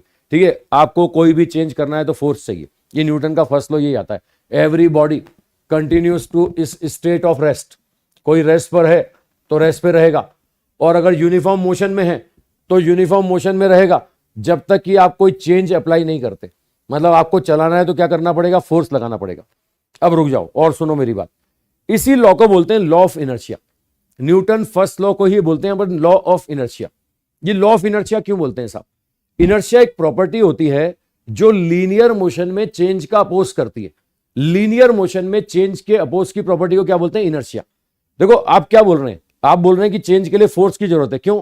क्योंकि कुछ ना कुछ अपोज होता होगा ना, वो अपोज की प्रॉपर्टी को क्या बोल रहे हैं? इनर्शिया। ये इनर्शिया अगर मैं आपको बोलूं ना तो इनर्शिया डिपेंड करता है किस पर? मास पर। It is directly proportional to mass. Inertia is directly proportional to होता है मास। अगर मास ज्यादा होगा ना तो इनर्शिया ज्यादा होगा, और मास कम होगा ना तो इनर्शिया कम होगा। रुको, मैं एग्जांपल देके बताऊं। अगर मैं आपसे बोलता हूं कि साहब एक बॉडी है जिसका मास है 1 किलो और एक बॉडी है जिसका मास है 2 किलो, अगर दोनों रेस्ट कंडीशन पे है और मैं इसको चलाना चाहता हूं तो मुझे एफर्ट करने पड़ेंगे, मुझे फोर्स लगाना पड़ेगा। अब फोर्स इमेजिन कर सकते हो किस पे ज्यादा लगाना पड़ेगा? जिसका मास ज्यादा है उस पर ज्यादा फोर्स लगाना पड़ेगा। क्यों? क्योंकि वहां पर उसका इनर्शिया क्या होगा? ज्यादा। Inertia is directly proportional to क्या है? मास। जिस बॉडी का मास ज्यादा होगा उसके लिए चेंज का अपोज भी क्या होगा? ज्यादा। मैं और बोलता हूं, मैं यहां पर और कंडीशन बोलता हूं आपसे। ये तो हमने बात करी साहब किसके लिए, ये मैंने बोला डायरेक्टली प्रोपोर्शनल टू मास है। अच्छा, कई बार क्वेश्चंस में मास निकालने को बोलते हैं और मास ना बोल के बोलते हैं find out inertia of object. मैं पहले क्लियर कर दूं, मास इनर्शिया नहीं है। मास कोई फिजिकल क्वांटिटी नहीं है। ऐसा नहीं कि तो सॉरी, इनर्शिया कोई फिजिकल क्वांटिटी नहीं है। ऐसा नहीं कि इनर्शिया का यूनिट तुम किलोग्राम बोलने लगो, है ना। मैं क्लियर कर दूं आपको, कई बार ऐसा टर्म यूज किया जाता है। कई प्रॉब्लम्स में आप देखोगे जिसमें बोलेगा फाइंड आउट मास, मास की जगह बोलेगा फाइंड आउट इनर्शिया। मैं पहले क्लियर कर रहा हूं, inertia not a physical quantity, it is a property. It is a property of oppose to change in a linear motion. Linear motion में चेंज के अपोज की प्रॉपर्टी को क्या बोलते हैं? इनर्शिया। ये मास के डायरेक्टली प्रोपोर्शनल होती है, ये मास नहीं होती है। ठीक है, हाँ ये कह सकता हूं जिसका मास ज्यादा है उसका इनर्शिया क्या होगा? ज्यादा। जिसका मास कम होगा उसका इनर्शिया क्या होगा? कम। अब रुकना, मैं दो तीन छोटे छोटे पॉइंट बोल रहा हूं, ढंग से सुनना।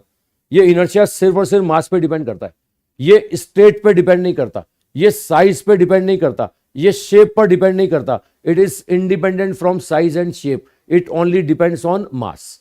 ठीक है, मैं क्या कहना चाह रहा हूं इसको समझो। अगर मैं बोलता हूं कि एक ऑब्जेक्ट है, इसको मैंने ग्राउंड पे रखा हुआ है, रेस्ट पर रखा हुआ है, मान लिया उसका शेप मैं आपसे बोलता हूं स्फेरिकल है, मैं बोलता हूं दूसरे ऑब्जेक्ट का शेप सिलेंड्रिकल है, लेकिन दोनों का मास अगर सेम है तो दोनों का इनर्शिया क्या होगा? सेम होगा। इनर्शिया को साइज शेप से कोई लेना देना नहीं है। रुको, कुछ पढ़े लिखे बच्चे बैठे होंगे वो इस बात को रिलेट करेंगे। जब एंगुलर मोशन पढ़ते हैं ना, एंगुलर मोशन, उस एंगुलर मोशन में एक टर्म आता है मूवमेंट ऑफ इनर्शिया। ये जो मूवमेंट ऑफ इनर्शिया है ना, ये साइज शेप पे डिपेंड करता है ना। देखो, लीनियर मोशन में चेंज के अपोज की प्रॉपर्टी क्या होती है? इनर्शिया। और एंगुलर मोशन में चेंज के अपोज की प्रॉपर्टी को बोलते हैं मूवमेंट ऑफ इनर्शिया। क्या बोलते हैं? Movement of inertia. Inertia size shape पे डिपेंड नहीं करता, लेकिन जब रोटेशनल पढ़ोगे ना तो movement of inertia size shape पे डिपेंड करेगा। मैं डिफरेंस बताता चल रहा हूं आपको। लीनियर मोशन में चेंज का अपोज इनर्शिया, एंगुलर मोशन में चेंज का अपोज उसको बोलते हैं movement of inertia. Inertia size और शेप पे डिपेंड नहीं करेगा। रुको, मैं कुछ कुछ एग्जांपल और देता हूं। मैं आपके सामने ऑब्जेक्ट बना रहा हूं। मान लिया पहला ऑब्जेक्ट, ये मैंने बोला कि एक तो मैंने आपको दिया यहां पर क्यूब दे दिया, ये मैंने एक क्यूब दे दिया, ये मैं आपको एक ऑब्जेक्ट दे रहा हूं क्यूब, है ना। ये क्यूब दिया मैंने, इसका मास m है। और दूसरा दिया मैंने गोला, गोला ये स्पेयर दिया, मैं बोल रहा हूं इसका मास भी m है। अगर मैं इसका इनर्शिया I1 बोलता हूं, इसका इनर्शिया I2 बोलता हूं, बताइए I1 I2 में से कौन ज्यादा होगा? बताइए I1 और I2 में कौन ज्यादा होगा? I1 और I2 में चेक करके बताइए कौन ज्यादा होगा? बताइए I1 I2 में बताइए कौन ज्यादा होगा? बताओ, कंपेयर करके बताओ। मैं एक और एग्जांपल दे रहा हूं, इसके बाद में एक एग्जांपल और दे रहा हूं।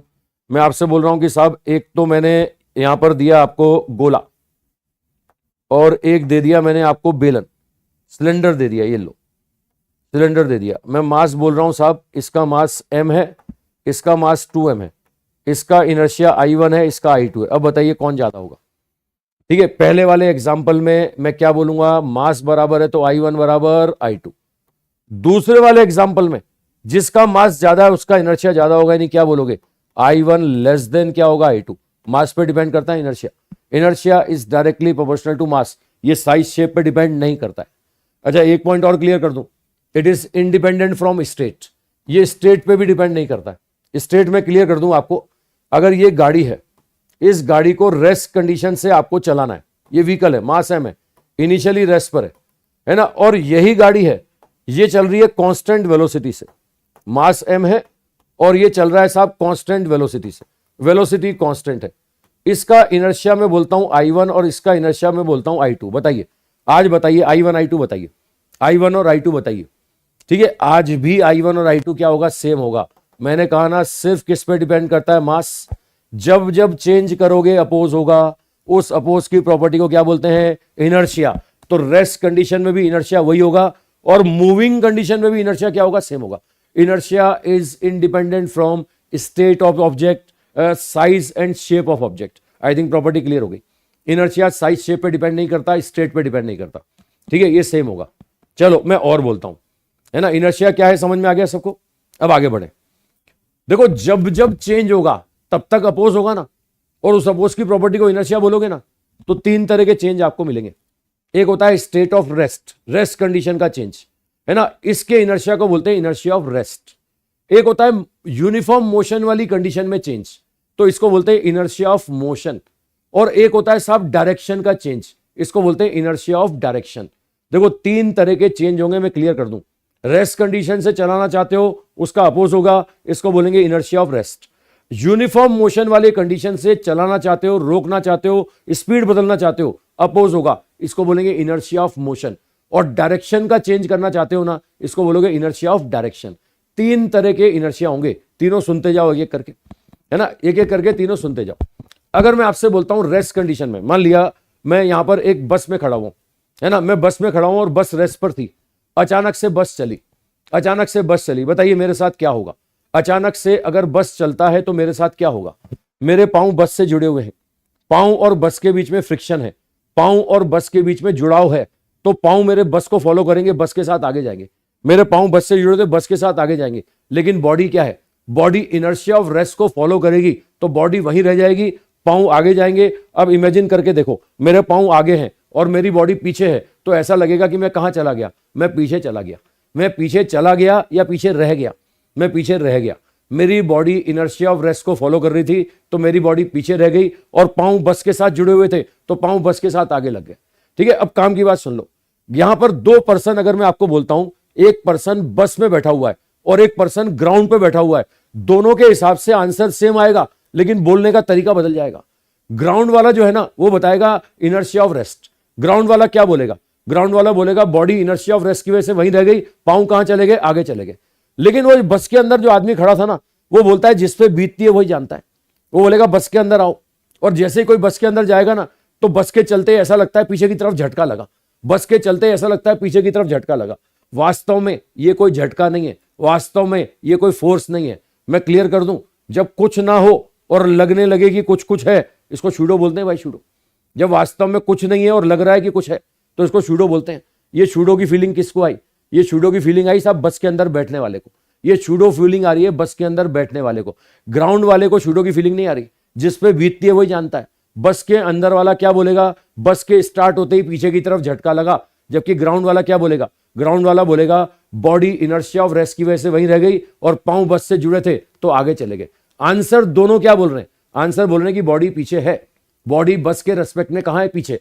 लेकिन अंदर वाला बोलता है शूडो फोर्स से, और बाहर वाला किससे बोलता है, बाहर वाला बोलता है साहब न्यूटन लॉज ऑफ मोशन से।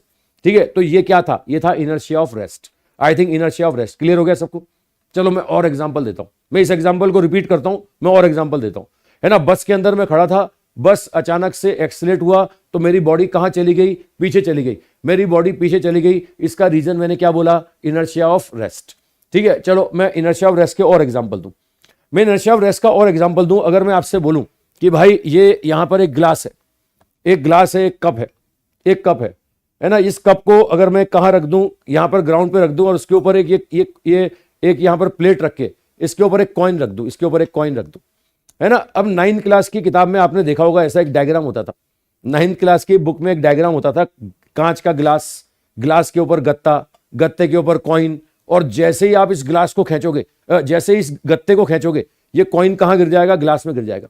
ये कॉइन कहां गिर जाएगा, ग्लास में, है ना। अब ये ऐसा क्यों हुआ, ठीक है। अच्छा वैसा मत बोलना, डेमो करके दिखाओ, है ना। रीजन समझो आप। ये 9th क्लास की बुक में आपने फोटो देखा होगा ऐसा कि ग्लास है, ग्लास के ऊपर गत्ता है, गत्ते के ऊपर कॉइन है, मैं गत्ते को खींचता हूं तो कॉइन ग्लास में गिर जाता है। ये क्या हुआ, ये इनर्शिया ऑफ रेस्ट हुआ। इनर्शिया ऑफ रेस्ट की वजह से कॉइन वहीं रहना चाहता था और गत्ता कहां चला गया, आगे। ये गत्ता आगे चला गया, कॉइन वहीं रह गया, तो कहां गिर गया, ग्लास में गिर गया। इसको ये एग्जाम्पल है इनर्शिया ऑफ रेस्ट का। मैं और एग्जाम्पल बोलता हूं, इनर्शिया ऑफ रेस्ट का और एग्जाम्पल बोलता हूं, है ना। आप कभी कभी अपने रूम में बेडशीट को झाड़ लेते होगे। अब बेडशीट को झाड़ते हो तो क्या करते हो, आप बेडशीट को सडन जर्क देते हो, अचानक से झटका देते हो। वो जर्क देने पर क्या हुआ, जर्क देने पर बेडशीट आगे चला गया, लेकिन उसके अंदर जो डस्ट के पार्टिकल थे ना वहीं रह गए। डस्ट के पार्टिकल वहीं इनर्शिया ऑफ रेस्ट की वजह से वहीं रह गए, तो वो अलग हो गए। ये डस्ट के पार्टिकल अगर बेडशीट से आपके अलग हो रहे हैं तो रीजन है Newton first law, inertia of motion.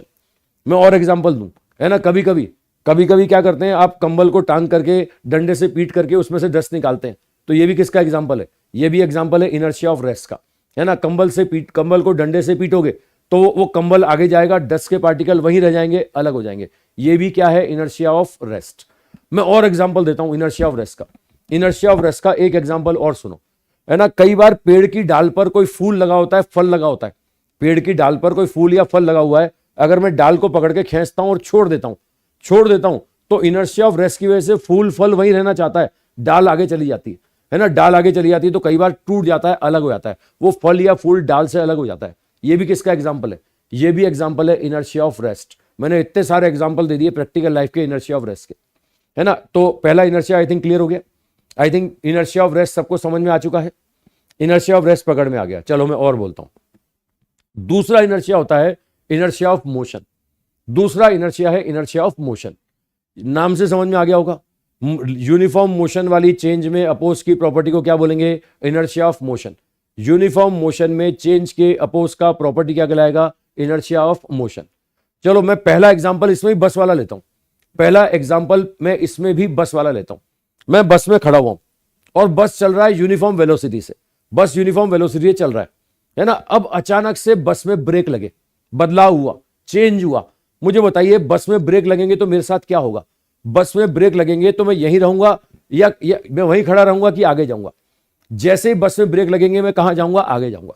ठीक है, रीजन समझो, रीजन इसको एक्सप्लेन करते हैं इनर्शिया ऑफ मोशन से, न्यूटन फर्स्ट लॉ से। मेरे पांव बस से जुड़े हुए थे, मेरे पांव और बस के बीच में जुड़ाव था, तो मेरे पांव बस से जुड़े रहे, लेकिन बॉडी क्या कर रही थी? बॉडी इनर्शिया ऑफ मोशन को फॉलो कर रही थी, तो बॉडी को ब्रेक नहीं लगे, पांव को ब्रेक लगे। अब सेम टाइम में कौन ज्यादा चलेगा? सेम टाइम में पांव के मुकाबले मेरी बॉडी ज्यादा चलेगी, तो मेरी बॉडी कहां चलेगी? आगे आ गई। मेरे पांव वहीं के वहीं रह गए, मेरे पांव वहीं रह गए, बॉडी आगे आ गई, तो ऐसा लगता है कि मैं कहां चला गया? आगे चला गया। मतलब ये मैंने एक्सप्लेन किया किससे? ये एक्सप्लेन किया मैंने इनर्शिया ऑफ मोशन से, न्यूटन फर्स्ट लॉ से। ठीक है, ग्राउंड पे खड़ा हुआ आदमी क्या बोलेगा? ग्राउंड पे खड़ा हुआ आदमी बोलेगा पांव को ब्रेक लग गए, बॉडी इनर्शिया ऑफ मोशन की वजह से उसी स्पीड से चलती रही, तो बॉडी कहां चलेगी? आगे। वो बस के अंदर वाला खड़ा आदमी क्या बोलेगा? बस के अंदर खड़ा हुआ आदमी बोलेगा भैया जिस पे बीतती है वो जानता है। और वास्तव में बस के अंदर जाओगे तो ब्रेक लगते ही ऐसा लगता है आगे की तरफ झटका लगा, ब्रेक लगते ही आगे की तरफ झटका लगा। मुझे फिर से क्लियर कर दो, ये वास्तव में कोई फोर्स था या इनर्शिया ऑफ मोशन था? ये इनर्शिया ऑफ मोशन था, कोई फोर्स नहीं था। मैं फिर कह रहा हूं, कुछ ना हो और लगने लगे कि कुछ कुछ है, इसको शूडो बोलते हैं ना, शूडो। तो ये शूडो की फीलिंग किसको आती है? ये शूडो की फीलिंग आती है साहब बस वाले को, ग्राउंड वाले को नहीं आती। ग्राउंड वाला बोलता है न्यूटन लॉज ऑफ मोशन, बस वाला क्या बोलता है? बस वाला बोलता है शूडो शूडो। बस वाला बोलता है कुछ हुआ, ग्राउंड वाला बोलता है कुछ नहीं हुआ, ये इनर्शिया ऑफ मोशन था। आई थिंक बात क्लियर हो गई सबको। तो मैं फिर से रिपीट कर रहा हूं, मेरे पांव बस से जुड़े हुए हैं, बस को ब्रेक लगेगा तो मैं कहां जाऊंगा? आगे। और बस एक्सीलरेट होगी तो मैं कहां जाऊंगा? पीछे, है ना। ये सब मैं एक्सप्लेन कर रहा हूं इनर्शिया से। ठीक है, और एग्जाम्पल लो। ये मैंने इनर्शिया ऑफ मोशन का एक एग्जाम्पल दिया, मैं इनर्शिया ऑफ मोशन के और एग्जाम्पल देता हूं। मैं इनर्शिया ऑफ मोशन के और एग्जाम्पल देता हूं, है ना। ये अपने नीट में भी पूछा गया क्वेश्चन है। एक आदमी घोड़े पे बैठा हुआ है, आदमी घोड़े पे बैठा हुआ है और घोड़ा दौड़ रहा है, घोड़ा दौड़ रहा है। अब दौड़ते दौड़ते वो आदमी घोड़े के ऊपर जंप करता है। दौड़ते दौड़ते आदमी ने घोड़े के ऊपर जंप किया। बताइए वो आदमी कहां लैंड करेगा? वो आदमी वापस घोड़े पे लैंड करेगा, घोड़े के आगे लैंड करेगा, या घोड़े के पीछे लैंड करेगा? मुझे बताइए साहब। ठीक है, हॉर्स के आगे, हॉर्स के पीछे, या हॉर्स पर ही कहां लैंड करेगा? मैं रिपीट कर रहा हूं, यूनिफॉर्म स्पीड से घोड़ा दौड़ रहा है, दौड़ते दौड़ते पर्सन ने घोड़े के ऊपर जंप किया। बताइए वो पर्सन कहां लैंड करेगा? घोड़े के ऊपर, घोड़े के आगे, या घोड़े के पीछे? ठीक है, ये डिपेंड करेगा कि घोड़ा ने क्या किया। अगर घोड़ा यूनिफॉर्म स्पीड से चलता है ना, तो वो आदमी वापस से घोड़े के ऊपर लैंड करेगा। अगर घोड़ा एक्सीलरेट हो जाता है ना, तो आदमी घोड़े के पीछे गिरेगा। और घोड़े में ब्रेक लग जाते हैं, रिटार्ड हो जाता है, तो आदमी आगे गिरेगा। रुकना, मैं तीनों चीजें एक एक करके एक्सप्लेन करता हूं। देखो, मैं घोड़े पे बैठा हुआ हूं, अगर घोड़ा दौड़ रहा है तो जो घोड़े की स्पीड है वो मेरी स्पीड है ना। घोड़ा हॉरिजॉन्टल प्लेन में दौड़ रहा है, तो हॉरिजॉन्टल प्लेन में जो घोड़े की स्पीड होगी वही स्पीड क्या होगी? मेरी होगी। अब मैं ऊपर जंप करता हूं, तो जितने समय में ऊपर जाऊंगा और वापस नीचे आऊंगा, उतने समय में आगे भी तो बढ़ूंगा ना साहब, क्योंकि मेरे को घोड़े ने हॉरिजॉन्टल स्पीड दिया था। और घोड़ा भी उतना ही चलेगा, तो मैं वापस घोड़े के ऊपर लैंड कर जाऊंगा। ठीक है, देखो घोड़े की स्पीड अगर यूनिफॉर्म है, तो मेरे ऊपर जाने और नीचे आने में जितना हॉरिजॉन्टल में घोड़ा चलेगा उतना हॉरिजॉन्टल में मैं भी चलूंगा, तो वापस से मैं घोड़े के ऊपर लैंड कर जाऊंगा। ठीक है, लेकिन अगर घोड़े ने अपनी वेलोसिटी बढ़ा दी ना, तो घोड़ा मेरे मुकाबले ज्यादा चल जाएगा, मैं कहां गिर जाऊंगा? पीछे। और घोड़े ने अपनी स्पीड कम कर दी ना, तो मैं कहां चला जाऊंगा? आगे। रुको, मैं इसको शूडो से भी समझाता हूं। मैंने बताया ना, ब्रेक लगता है तो कहां जाते हैं? आगे। और एक्सीलरेट होता है तो कहां जाते हैं? पीछे। ठीक है, मैंने जंप किया, घोड़े ने ब्रेक लगाया तो मैं जाऊंगा आगे, और घोड़ा एक्सीलरेट हो गया तो मैं कहां जाऊंगा? पीछे, है ना। और घोड़ा उसी स्पीड से चलता रहा तो मैं घोड़े के ऊपर लैंड कर जाऊंगा। अच्छा, ये मैंने घोड़े का एग्जांपल देके बताया। मैं आपको ये ट्रेन के कंपार्टमेंट का एग्जांपल देके बताता हूं। ट्रेन के कंपार्टमेंट में एक पर्सन ऊपर वाली बर्थ पे बैठा हुआ है और एक पर्सन नीचे वाली बर्थ पे बैठा हुआ है। वो ऊपर से एक बॉल को, एक पार्टिकल को, एप्पल को ड्रॉप करता है। ठीक है, ऊपर वाले कंपार्टमेंट में एक पर्सन है, नीचे वाले कंपार्टमेंट में, नीचे वाली बर्थ पर एक पर्सन है। ऊपर से एक पार्टिकल को ड्रॉप किया जाता है। अब पूछते हैं कि कहां गिरेगा? नीचे वाले के हाथ में गिरेगा, पीछे गिरेगा, आगे गिरेगा? तो इसके लिए देखना पड़ेगा कि ट्रेन क्या कर रही है। अगर ट्रेन यूनिफॉर्म स्पीड से चल रही है तो भैया कोई शूडो नहीं होगा, मैं छोड़ूंगा, नीचे वाले के हाथ में गिरेगा। है ना। अगर मैं ट्रेन एक्सीलेट हो रही है तो वो कहां गिरेगा, पीछे गिरेगा। और ट्रेन अगर रिटार्टेड हो रही है तो कहां गिरेगा, आगे गिरेगा। मेरी बात पकड़ में आ रही है भैया? मैं दोबारा रिपीट कर दूं। ट्रेन में मैं बैठा हुआ हूं, ऊपर वाली बर्थ पे बैठा हूं, नीचे वाली बर्थ पर एक पर्सन है, मैंने एप्पल को ड्रॉप किया। अब एप्पल कहां गिरेगा, नीचे वाले के हाथ में गिरेगा, ऊपर गिरेगा, नीचे गिरेगा। इसके लिए देखना पड़ेगा ट्रेन ने क्या किया। अगर ट्रेन यहां पर कांस्टेंट वेलोसिटी से चल रहा है तो यहां पर ऊपर से मैं छोड़ूंगा, सीधे हाथ में गिरेगा। ट्रेन में ब्रेक लग रहा है, ट्रेन में ब्रेक लग रहा है तो पीछे गिरेगा। और ट्रेन अगर एक्सीलेट हो रही है तो कहां गिरेगा, आगे गिरेगा। आई थिंक बात पकड़ में आ रही है सबको? ये एग्जांपल समझ में आया सबको? अरे एक और एग्जांपल लो, है ना। ये आई थिंक हॉर्स वाला एग्जांपल और ये ट्रेन के कंपार्टमेंट वाला एग्जांपल समझ में आ गया होगा। ये ट्रेन के कंपार्टमेंट वाला अपने नीट में पूछा गया। अच्छा, लैंग्वेज क्या थी? लैंग्वेज क्या थी? ट्रेन रेलवे स्टेशन की तरफ रुकने जा रही है, ट्रेन रेलवे स्टेशन की तरफ रुकने जा रही है, ट्रेन रेलवे स्टेशन पर पहुंचने वाली है। मुझे बताओ, पहुंचने वाली है इसका मतलब एक्सीलेट माने कि रिटार्टेड माने? अगर पहुंचने वाली है तो हम रिटार्टेशन मानेंगे। रुकने वाली है, वहां रेलवे स्टेशन पे पहुंचेगी तो ब्रेक लगेगी ना। अगर मैं ऊपर से छोड़ता हूं तो वो आगे गिरेगा, है ना। यहीं पे ट्रेन एक्सीलेट होगी तो कहां गिरेगा, पीछे। चलो मैं एक और एग्जांपल देता हूं। मैंने घोड़े वाला एग्जांपल दिया, मैंने ट्रेन के कंपार्टमेंट वाला एग्जांपल दिया। मैं आपको बोलता हूं कि एक पार्टिकल को मैं चलती ट्रेन में ऊपर फेंक रहा हूं, है ना। चलती ट्रेन में ऊपर फेंक के मैं कैच करना चाहता हूं। अगर ट्रेन की स्पीड सेम रही तो अगर मैं फेंकूंगा ना, वापस से मेरे हाथ में आके गिरेगा। अगर ट्रेन की स्पीड सेम रही ना, ये ऊपर जाएगा और वापस से मेरे हाथ में आके गिरेगा। ट्रेन ने अपनी स्पीड बढ़ा दी ना, तो ऐसे केस में क्या होगा, ऐसे केस में ये मेरे पीछे गिरेगा। ट्रेन ने अपनी स्पीड घटा दी ना, तो ये कहां गिरेगा, आगे गिरेगा। रुको, मैं इसको शूडो से भी समझाता हूं और वापस समझाता हूं फोर्स से। क्लियर करो। अब मैं अगर ट्रेन में हूं और मेरे हाथ में एक बॉल है, अगर ट्रेन चल रही है तो मैं भी तो चल रहा हूं ना, तो ट्रेन की हॉरिजेंटल जो वेलोसिटी होगी, इस पार्टिकल की हॉरिजेंटल वेलोसिटी सेम होगी। अब मैं इसको जब ऊपर फेंकूंगा तो ट्रेन ने इसको हॉरिजेंटल वेलोसिटी दिया है, मैंने क्या दिया है, वर्टिकल। तो ये आगे भी चलेगा और ऊपर से ऊपर जाके नीचे भी आएगा। ये ऊपर जाके नीचे भी आएगा और आगे भी बढ़ेगा। ट्रेन अगर सेम स्पीड से चलती रही तो जितना ट्रेन आगे बढ़ेगी ये भी उतना ही आगे बढ़ेगा, अल्टीमेटली हाथ में आके गिरेगा। मैंने कहा ना, अगर यूनिफॉर्म वेलोसिटी है, कोई चेंज ही नहीं है, तो कोई फोर्स नहीं है। लेकिन अगर ट्रेन एक्सीलेट हो गई तो पीछे गिरेगा और रिटार्टेड हो गई तो कहां गिरेगा, आगे गिरेगा। आई थिंक ये सारे एग्जांपल समझ में आ रहे होंगे। ये सारे एग्जांपल में इनर्शिया के दे रहा हूं साहब, inertia of rest, inertia of motion. ठीक है, इनर्शिया ऑफ रेस्ट और इनर्शिया ऑफ मोशन, ये दोनों इनर्शिया क्लियर हो गए सबको? दोनों इनर्शिया समझ में आ गए भाई? Inertia of rest, inertia of motion clear हुए? ये समझ में आए भाई? अब हाँ ना बोलो जल्दी से, मुझे सुन पा रहे हो, मुझे समझ पा रहे हो? मैं पूरी थ्योरी एक्सप्लेन कर रहा हूं, पूरे पूरे पॉइंट्स तुम्हें समझा रहा हूं, एक एक पॉइंट समझा रहा हूं, और आई थिंक मैं तुम्हें समझा पा रहा हूं। मैं तसल्ली से बोल रहा हूं, मैं पूरा समय लेके बोल रहा हूं।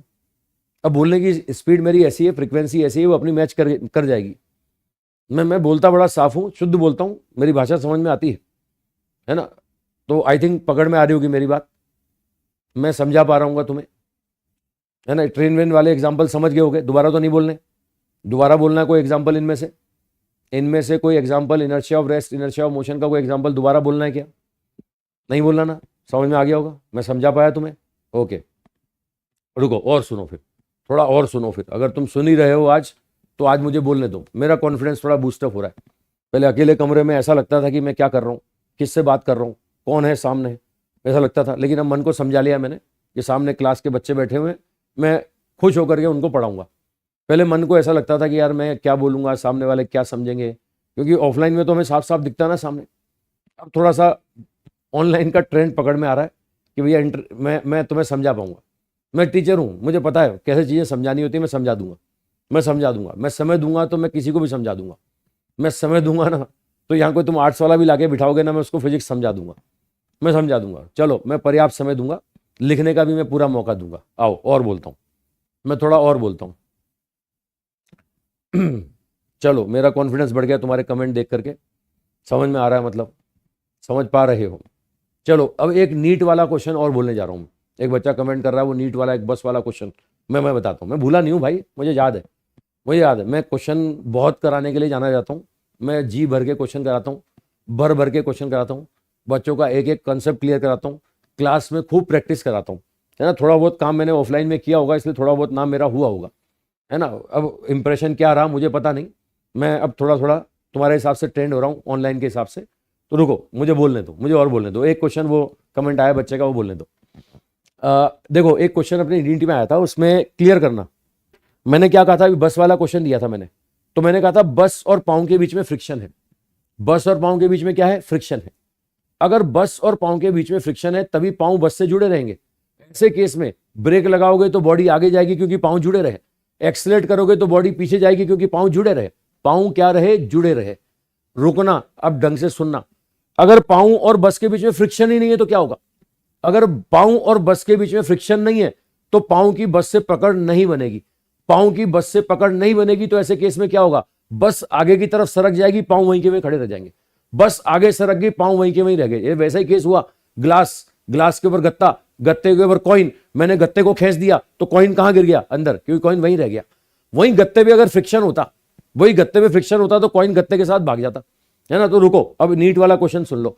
मेरे पाँव और बस के बीच में कोई फ्रिक्शन नहीं है, मेरे पाँव और बस के बीच में कोई फ्रिक्शन नहीं है। अब ऐसे केस में बस अगर आगे चलेगी तो मेरे पाँव वहीं रह जाएंगे और बस आगे सरक जाएगी।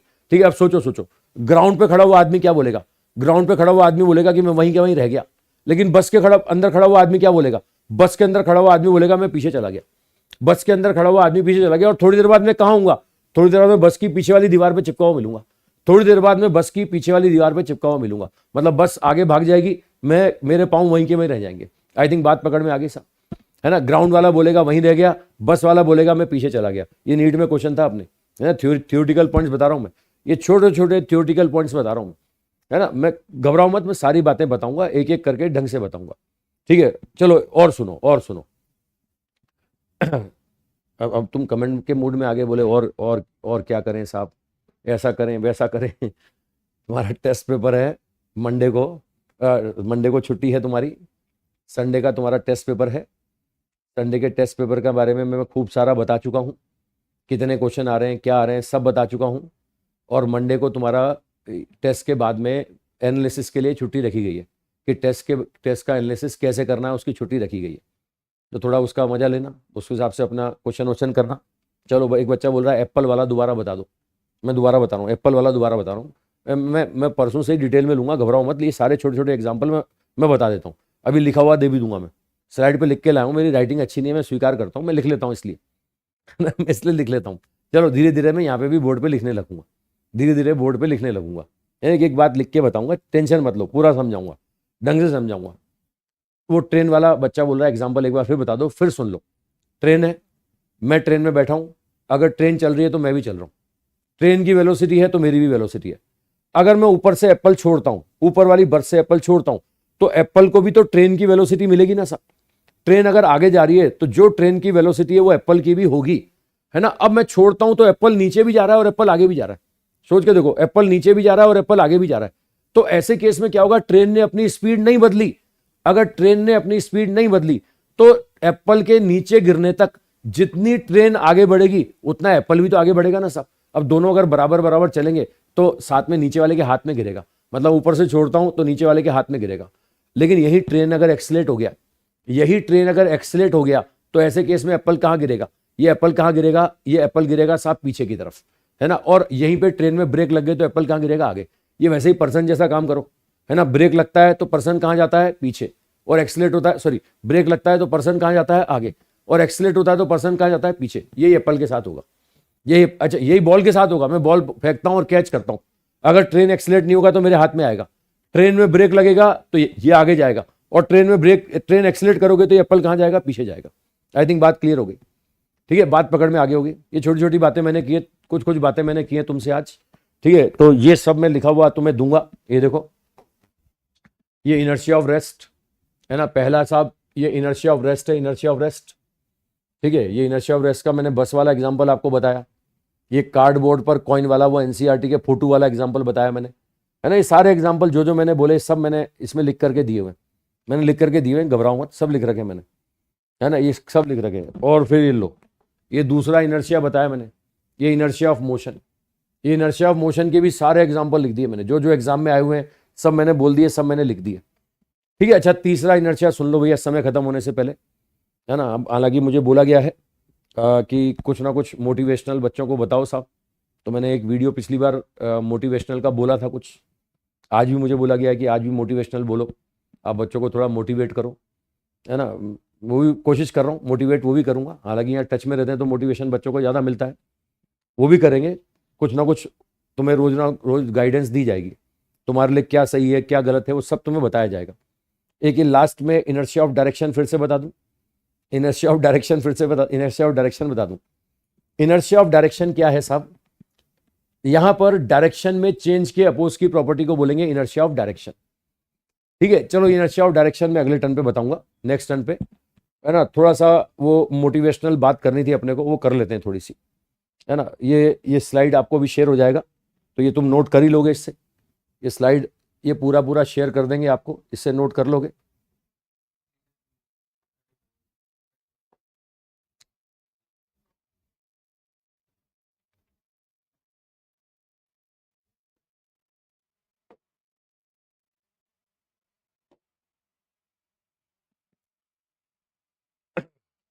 तो भाई ये अपना पोस्टर सज गया भाई, है ना, मेंटरिंग हब।